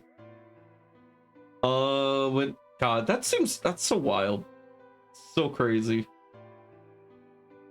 I mean, just fuck. Like, it takes me forever to get into a relationship. And then, but like, think the idea of someone's like, yeah, we met on vacation for a week, now we're getting married. That's just crazy to me. I can't quite picture it. But while I was there, we all moved. When I was 3, we all moved to the US. My father was a scientist and his field was cloning. He was recruited by an American lab, which was, oh yeah, Lord, definitely mainly set in America. Another confirmation of that, which is why we moved. Both of my parents had used English around me from the time I was born, so I didn't have any problems adapting to the life in the United States. By my ninth birthday, can't speak. By my ninth birthday, we had been there for 6 years. That was when it happened. In the middle of the day, my mother showed up at school. Her eyes were red and puffy, but she didn't say anything to me on the drive home. When we arrived, there were several policemen there to meet us. My father had always been a very punctual man, and when dinner time came and went and there was no sign of him, even I began to realize something terrible had happened. It wasn't until several years later that I had finally learned the truth. My father's lab had been attacked by terrorists. He had been kidnapped. For the rest of my childhood, my mother raised me by herself. I didn't realize it then, but it must have been incredibly difficult for her. As a single mother alone in a country where any relatives were a transatlantic flight away. Yeah, that is pretty tough. Yeah, she did her best not to let me see it, but every so often, when she thought she was alone, the mask would fall away. In every line of her face, I could see exhaustion and loneliness. As much as I missed my father, it was those moments that made me wish more than anything that he had never been taken. God. I would really love to know the reason as for why her mom stayed in the US. Because let's not kid ourselves. That's a lot. Like, that takes a lot. If it was me, I'd probably heavily consider moving back to where I would have more of a support network. Because like I've seen my sister raise her kid, and she gets a lot of support from like, not only like she has her husband and whatnot, but like a lot of the grandparents in this situation do like pitch in a lot. And so it's interesting. Yeah. Did I miss a lot? Don't recap. I'll watch the VOD. You missed some significant stuff with Tenmyoji, and we're doing some stuff with Alice, so if you care about those characters, then yeah, you missed a fair bit. Also, yeah, Creature, welcome. Glad to see you're up and about. Glad to see you're okay. I was like, huh, where's Creature? But yeah. Also, so to catch you up briefly on the timeline. Oh wait, you said not to, but essentially the the short strokes is we are in a timeline, and Quark and Alice are okay. They got cured. That's all I'm gonna say. I'm gonna let you go through the VOD again. Yeah. Yeah, I had to go somewhere, but at least I got paid. Yo, that's great. That's awesome. Yeah.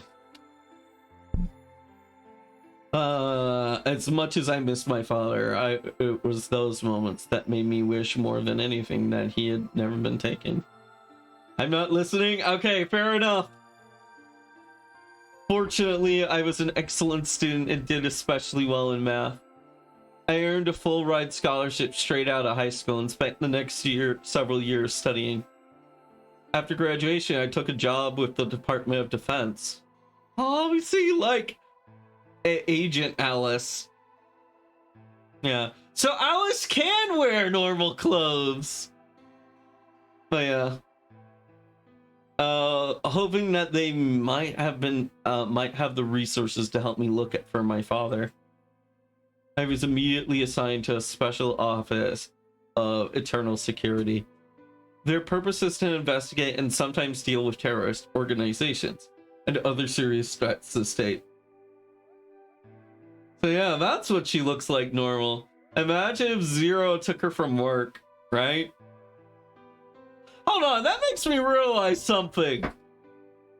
Again, the Lotus equivalent. We never figured out why Lotus was wearing those clothes. I am deeply saddened by that.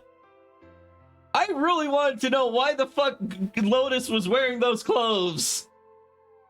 Come on, Uchikoshi. At least Metal Gear Rising gives you a stupid reason. Her clothes are normal for Egyptians, right? Limgal. Yeah, but that's Alice. Alice is Egyptian. Yeah, that makes sense. But why was Lotus wearing the clothes she was wearing? She does have a reason, but I don't think they go into too depth. I thought it was just something about, was it like something simple like, oh, they just feel nice and comfortable? undercover somewhere, I guess. I don't know. Their purpose is to investigate, sometimes deal with terrorist organizations and other serious threats to the state. I could tell my mother wasn't happy about my decision, but she chose to remain silent about it. Eventually, I learned that the terrorist organization that had taken my father was none other than the Myrmidons, although at the time that name didn't mean anything to me. They were suspected of human cloning, which is what her father specialized. It was thought that, well, her father specialized in cloning, not necessarily human cloning, but I imagine they wanted him to do human cloning. But anyways, specifically, it was thought that they had been using cloning techniques to copy their most useful members and expand the ranks. Huh. I mean, I can imagine if you got a very jacked up dude and you wanted to make more of him, yeah, that makes sense. But like most useful members, a lot of that is personality and upbringing. Unless you had a chip unless you had a way to copy the active personality and merge that into the new homunculus-like body, then you could do that. But anyways, I'm getting into Full Metal Alchemist territory. No, wait. No, Full Metal Alchemist had homunculuses, but I don't think they had cloning. What had cloning? Something... Fuck, I feel like there was a recent piece of media that I watched, but I can't think of the name of it or remember what it was. But I remember... I feel like cloning was something I recently... oh well. Myrmidons believe that they could use cloning to create a new race of humans. Oh my god. Guys, the Myrmidons is just the precursor to Smith Shimano Corporation. That's for the Lancer people out there. Now at last I knew the reason for my father's abduction. Commander of the Myrmidons is a man named Left. God. Speaking of Full Metal Alchemist, the author's current series, which is Yomi no Sugai, I want to think. I can't, if I'm mistaken, then I'm mistaken. But there is a pair of characters in that series, and their names are, they were initially referred to as you on the left and you on the right. And so their names later became Left and Right. Yeah, I need to get back into that manga. Keep reading it. Yeah. Because Clover is dressed up too, and they got taken together. I imagine that's the situation. And I mostly joke a lot. Like, that's probably like Alice and Clover need to seduce someone for espionage reasons, so that's probably what they were trying to do, but who knows. Just like the lizard guys you need in DMC, right? God, oh, what were their names?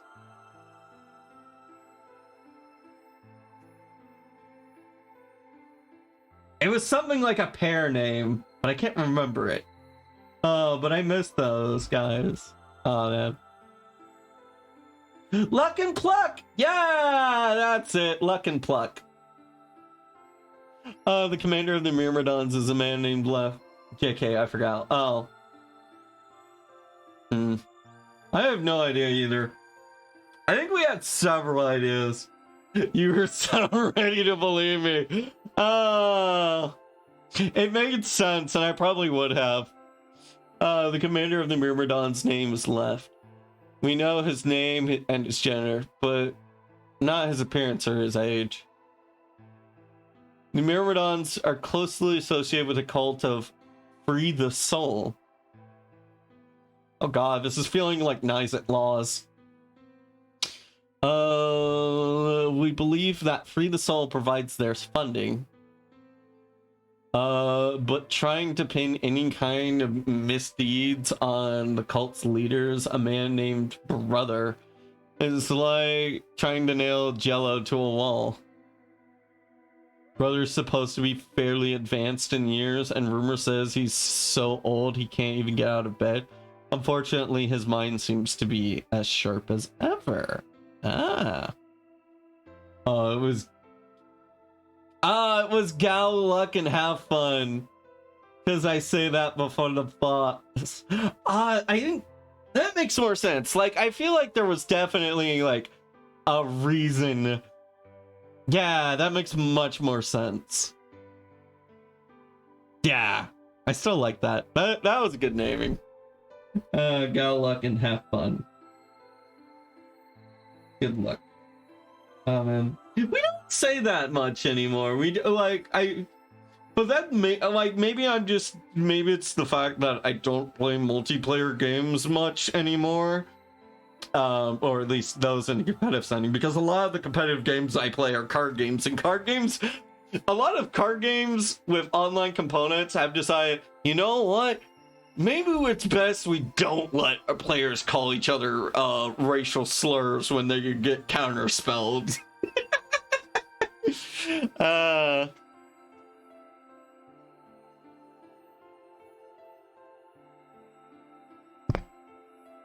But yeah, like it feels like it's been forever since I've heard the letters GG or good luck, have fun typed out in a chat box. But yeah. Alright, his mind seems as sharp as ever. At that point, I hit a wall. I knew the Myrmidons could be behind my father's kidnapping, but that was all I could learn about them. Then one day I got a tip that some of them were hiding in a building in the Nevada desert.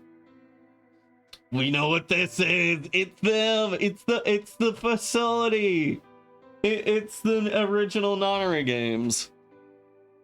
One day I got a tip that some of them were hiding in a building in the Nevada desert. I head out immediately.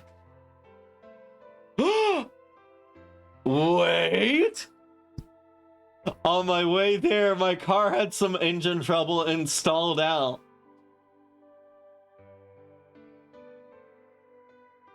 Oh my god.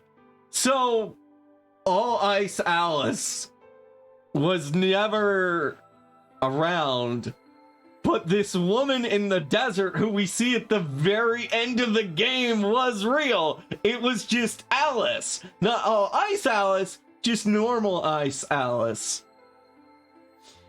Stalled out. I was trying to decide what to do when an SUV jumped out of nowhere. I'll give you one guess, it was behind the steering wheel. Clover. That was the first time we met. There was 4 other people in the car with her. And when I asked them about what they were doing, I got what was just about the last answer I expected. They told me they'd been locked up inside the very building I had been on my way to investigate.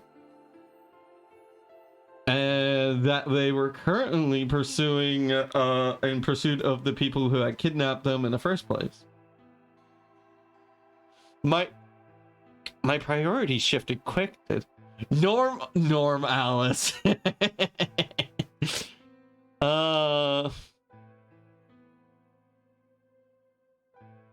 So knowing what we know, they weren't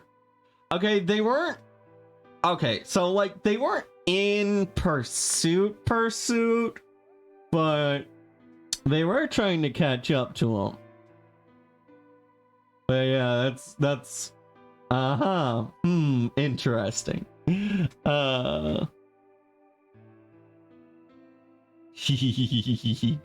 My priorities shifted very quickly. After a short discussion, I convinced them to allow me to come along. My hope was to find the people who were the people they were chasing, who I was certain were the Myrmidons. In the end, however, we were unable to track them down. In fact, I still don't know where they might have gone. I think my memory might be mistaken, but I thought Junpei and the others caught up Did they not catch up with Santa and June? Did they never do that? I thought they did. I thought they met up with the other car. I remember there being another car. I guess I remembered wrong? Fuck. These games are so long with so many details. It's hard. I'm realizing it's hard for me to keep them straight. Eventually, I took Clover and her companions to Swiss. We decided that involving the police would only complicate things. After some question, it was determined that the people who had instigated this particular event were not connected to the Myrmidons. We did, however, discover that the mysterious disappearance and subsequent reappearance of several children 9 years ago prior was connected to Free the Soul. There was also a sixth person in the USV, although we were writing it in, although they weren't writing in it per se. Right, that was Ace. A middle-aged man who I will call H for now, had been bound and placed in the trunk. According to the other four, he had been behind the disappearance of the children 9 years earlier.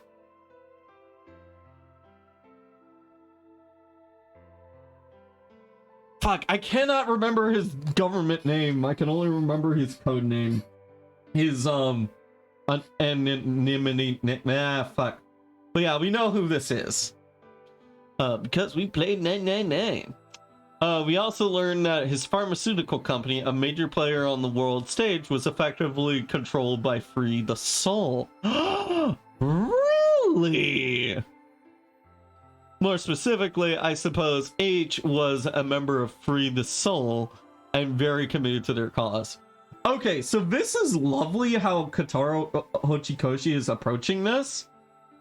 Because Alice is saying all of this, and like regardless of what is being said, she has not spoiled a single fucking bit of the major events of 999, which is fucking great. Like, we know that we didn't get to see, we weren't shown any pictures of Clover. We weren't shown any pictures of Ace or the others. We're not even shown a picture of Ace. So like, if someone plays VLR, they could just experience 999 and nothing will be spoiled for them, which I fucking love that Kotaro Uchikoshi went through the trouble of, and very committed to their cause. Where have these 16 boys and girls disappeared to? Mm-hmm. So why had he kidnapped all those children?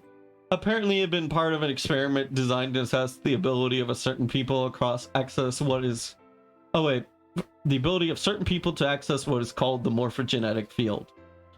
I don't imagine you've ever heard of it before, so I'll try to give you a quick rundown. Oh, don't worry, I've heard of it. Simply put, is the morphogenetic... Wait, she actually is going into detail. Is the morphogenetic field gonna make a comeback? Simply put, these people can access a sort of field that allows their consciousness to resonate with the consciousness of other people. To be honest, it might be simpler to just call it telepathy. Soyce had heard of this particular ability before, and had actually used it in a number of investigations, so I wasn't surprised to learn of its existence. I was, however, shocked, to learn that these experiments had been carried out by a member of Free the Soul. If that was the case, then Brother must have known about it. Right, and Brother is like Left, who is in charge of Free the Soul.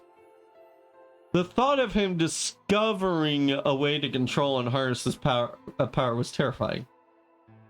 It was too long ago after the incident in Nevada. Another tip about the Myrmidons crossed my desk. This time, it claimed the Myrmidons attended to launch a large-scale biological terrorist attack. Huh. Okay. So we already know what that was talking about. And we know that someone, a scientist, said that she said like something along the lines of, "Oh God, I have killed 3.6 billion people," or whatever. Do you think that woman is just like? I think that woman was set up, and she may have not realized it. Or maybe it was a killer who just suddenly got a conscious. But I think it's quite clear that Myrmidons definitely had something to do with that scientist. This is getting very interesting. My boss has decided that we need more agents to deal with a threat of that magnitude, and Clover was recruited. Ah, yes. What exactly about Clover did you think really enticed you to recruit her? Please tell me it was her ability to use a knife.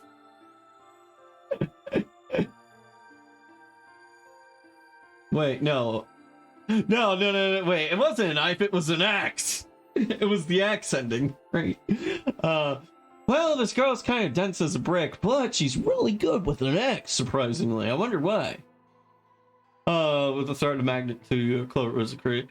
Because she was a test subject in H's experiments, we knew she had the ability to access the morphogenetic field, and we wanted to put that ability to use. Her killer instinct, yeah.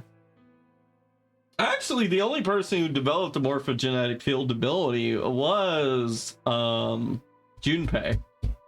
Junpei and Alice. No, not Alice.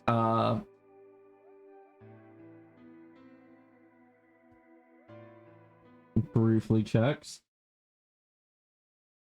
Akane, June, aka Akane. Yeah. Once I saw June, it like came to me like an instant. We wanted to put the ability to use. After several months of training, she was sent on her first mission. She would be tasked with infiltration and investigation of a Myrmidon cloning lab. And I was assigned to be her commanding officer.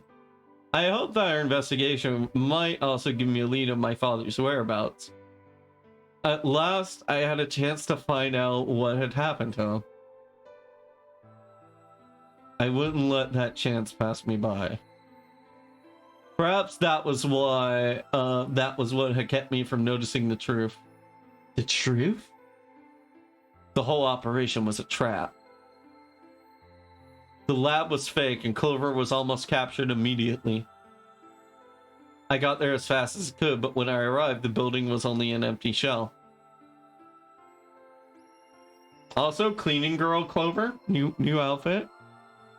All the conspirators who had pretended to be researchers and the like had already fled. I searched frantically for Clover until at last, in the basement, I found her. She'd been tied up in a chair, but on the floor next to her was another body. It was my father. No.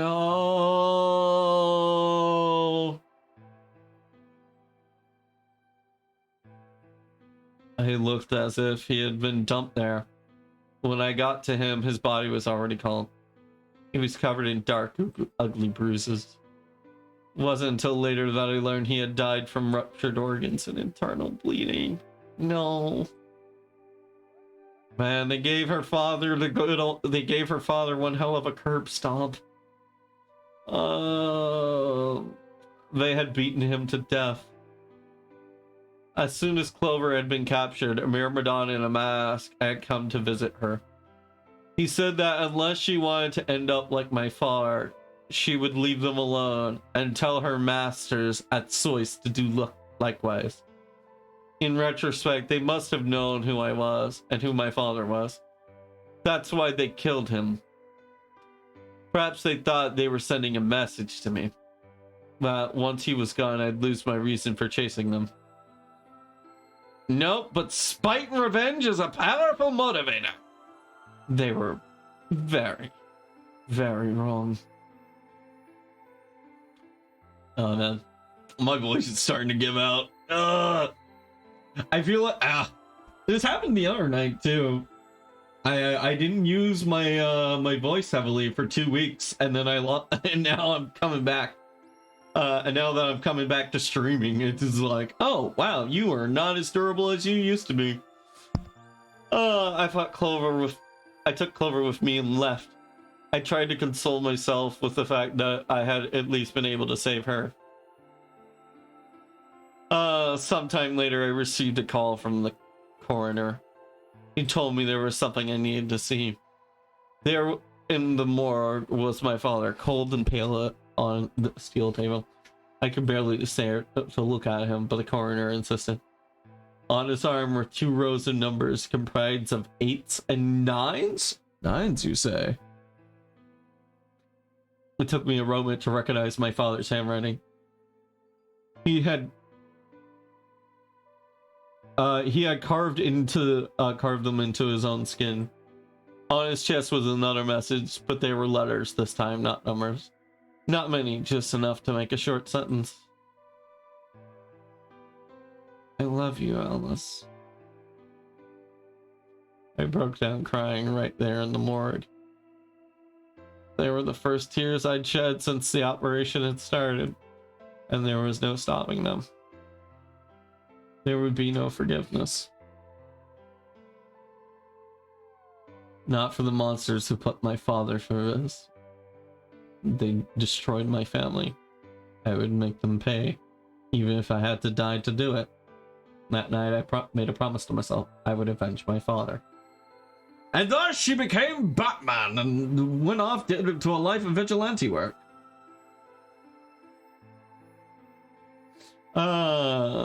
It didn't take long to figure out that the numbers he had written were latitude and longitude.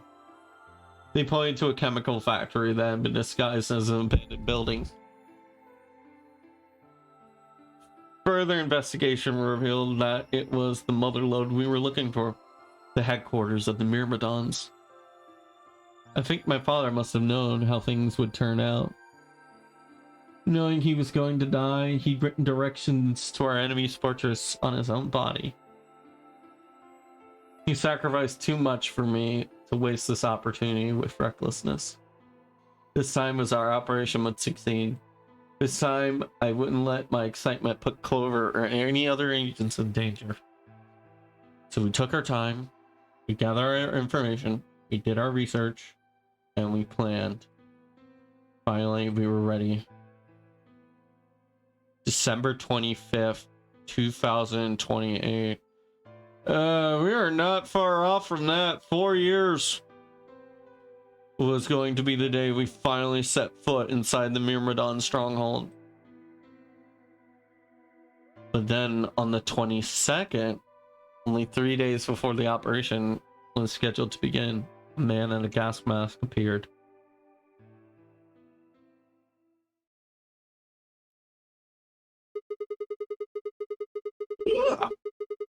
God, my throat is sore after that one.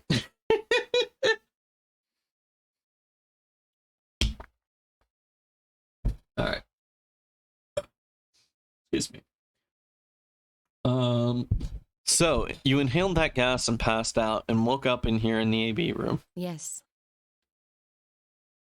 Well, there it is. Everything that's happened with the Myrmidons and me. I left a few of the details out, of course, but you get the idea. Mm-hmm. Yeah, thanks. She gave me a sad sort of she gave me a sad sort of smile and stood up.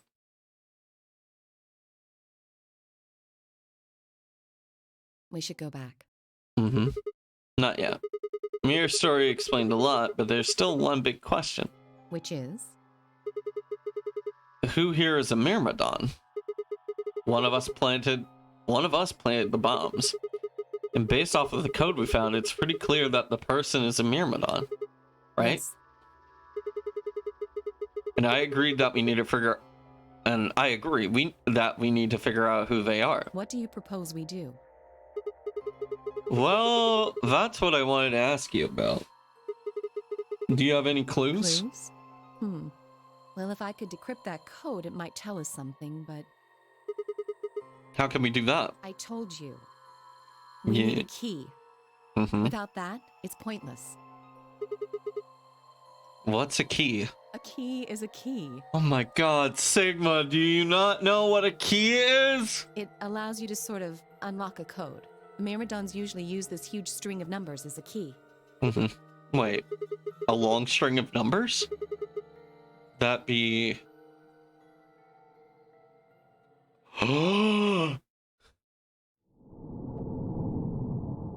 To be continued.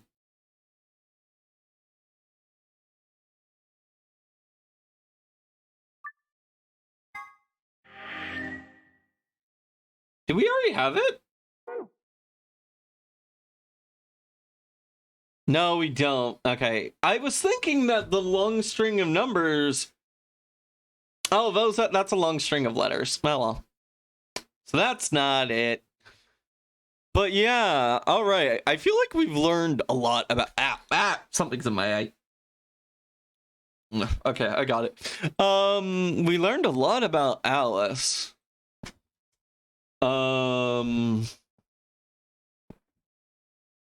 Agent of... So we know that Alice is an agent of Soyce.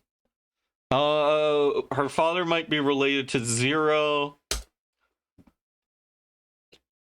Wants revenge. Revenge against Myrmidons. We know that. Was there anything else? Anything else that we learned about Alice today? I'm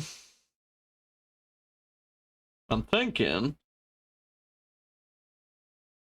whether met Clover. We know how they met Clover.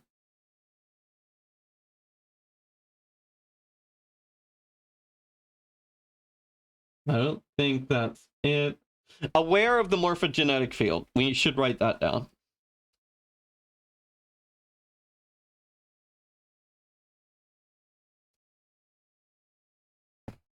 There we go. How does that look? It looks jank as all shit, but that's fine.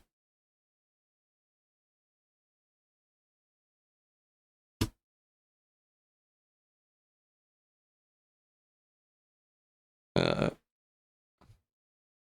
hit save, close.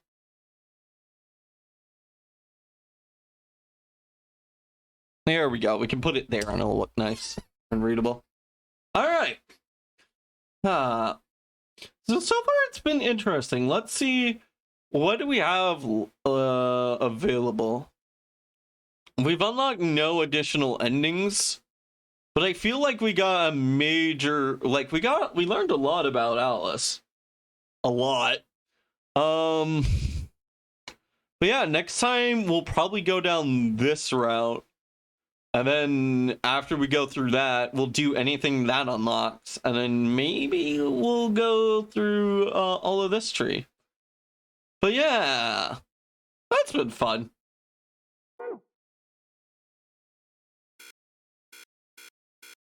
No, wait, hold on. Okay, that's just the start of the game, and I'm going to close out of that real quick. But yeah, let's go over to the just chatting screen real quick. Do we have anyone still with us? Yeah, we've got a couple of people. We can do a raid. Let me hit save. Let me save again just to make sure. Okay, we got it. All right. Yeah, I accidentally forgot to save one night and just quickly closed out of CritUp, which is the program I've been using to make our little board. And ever since that one mistake, I have been very pedantic about making sure that thing gets saved. But let's see, who is on twitch.tv tonight? Wait. I guess that makes my decision a whole lot easier. But, yeah, we're gonna go ahead and right into Lenore. Lenore is a cool cat. She goes by Graverly on Twitch. GRXVERLY. I don't get a lot of chances to raid into her, so we're gonna raid into her. She is playing some, I suspect, heavily modded Super Mario 64 because I'm looking at Mario and he has a double barrel shotgun, so this should be interesting. I believe the shotgun is not base game, but yeah, thank you all for hanging out. Yep, Lenore's great. She's a cool cat. She's a nightmare princess. She loves cartoons and animation. And she's a heck of a great artist. Go show her some love and maybe give her a follow. But yeah, she's a small streamer like me, and she's honestly a really good person. So yeah. Anyways, is it B3313? I don't know. You'll have to ask her because we are rating right now.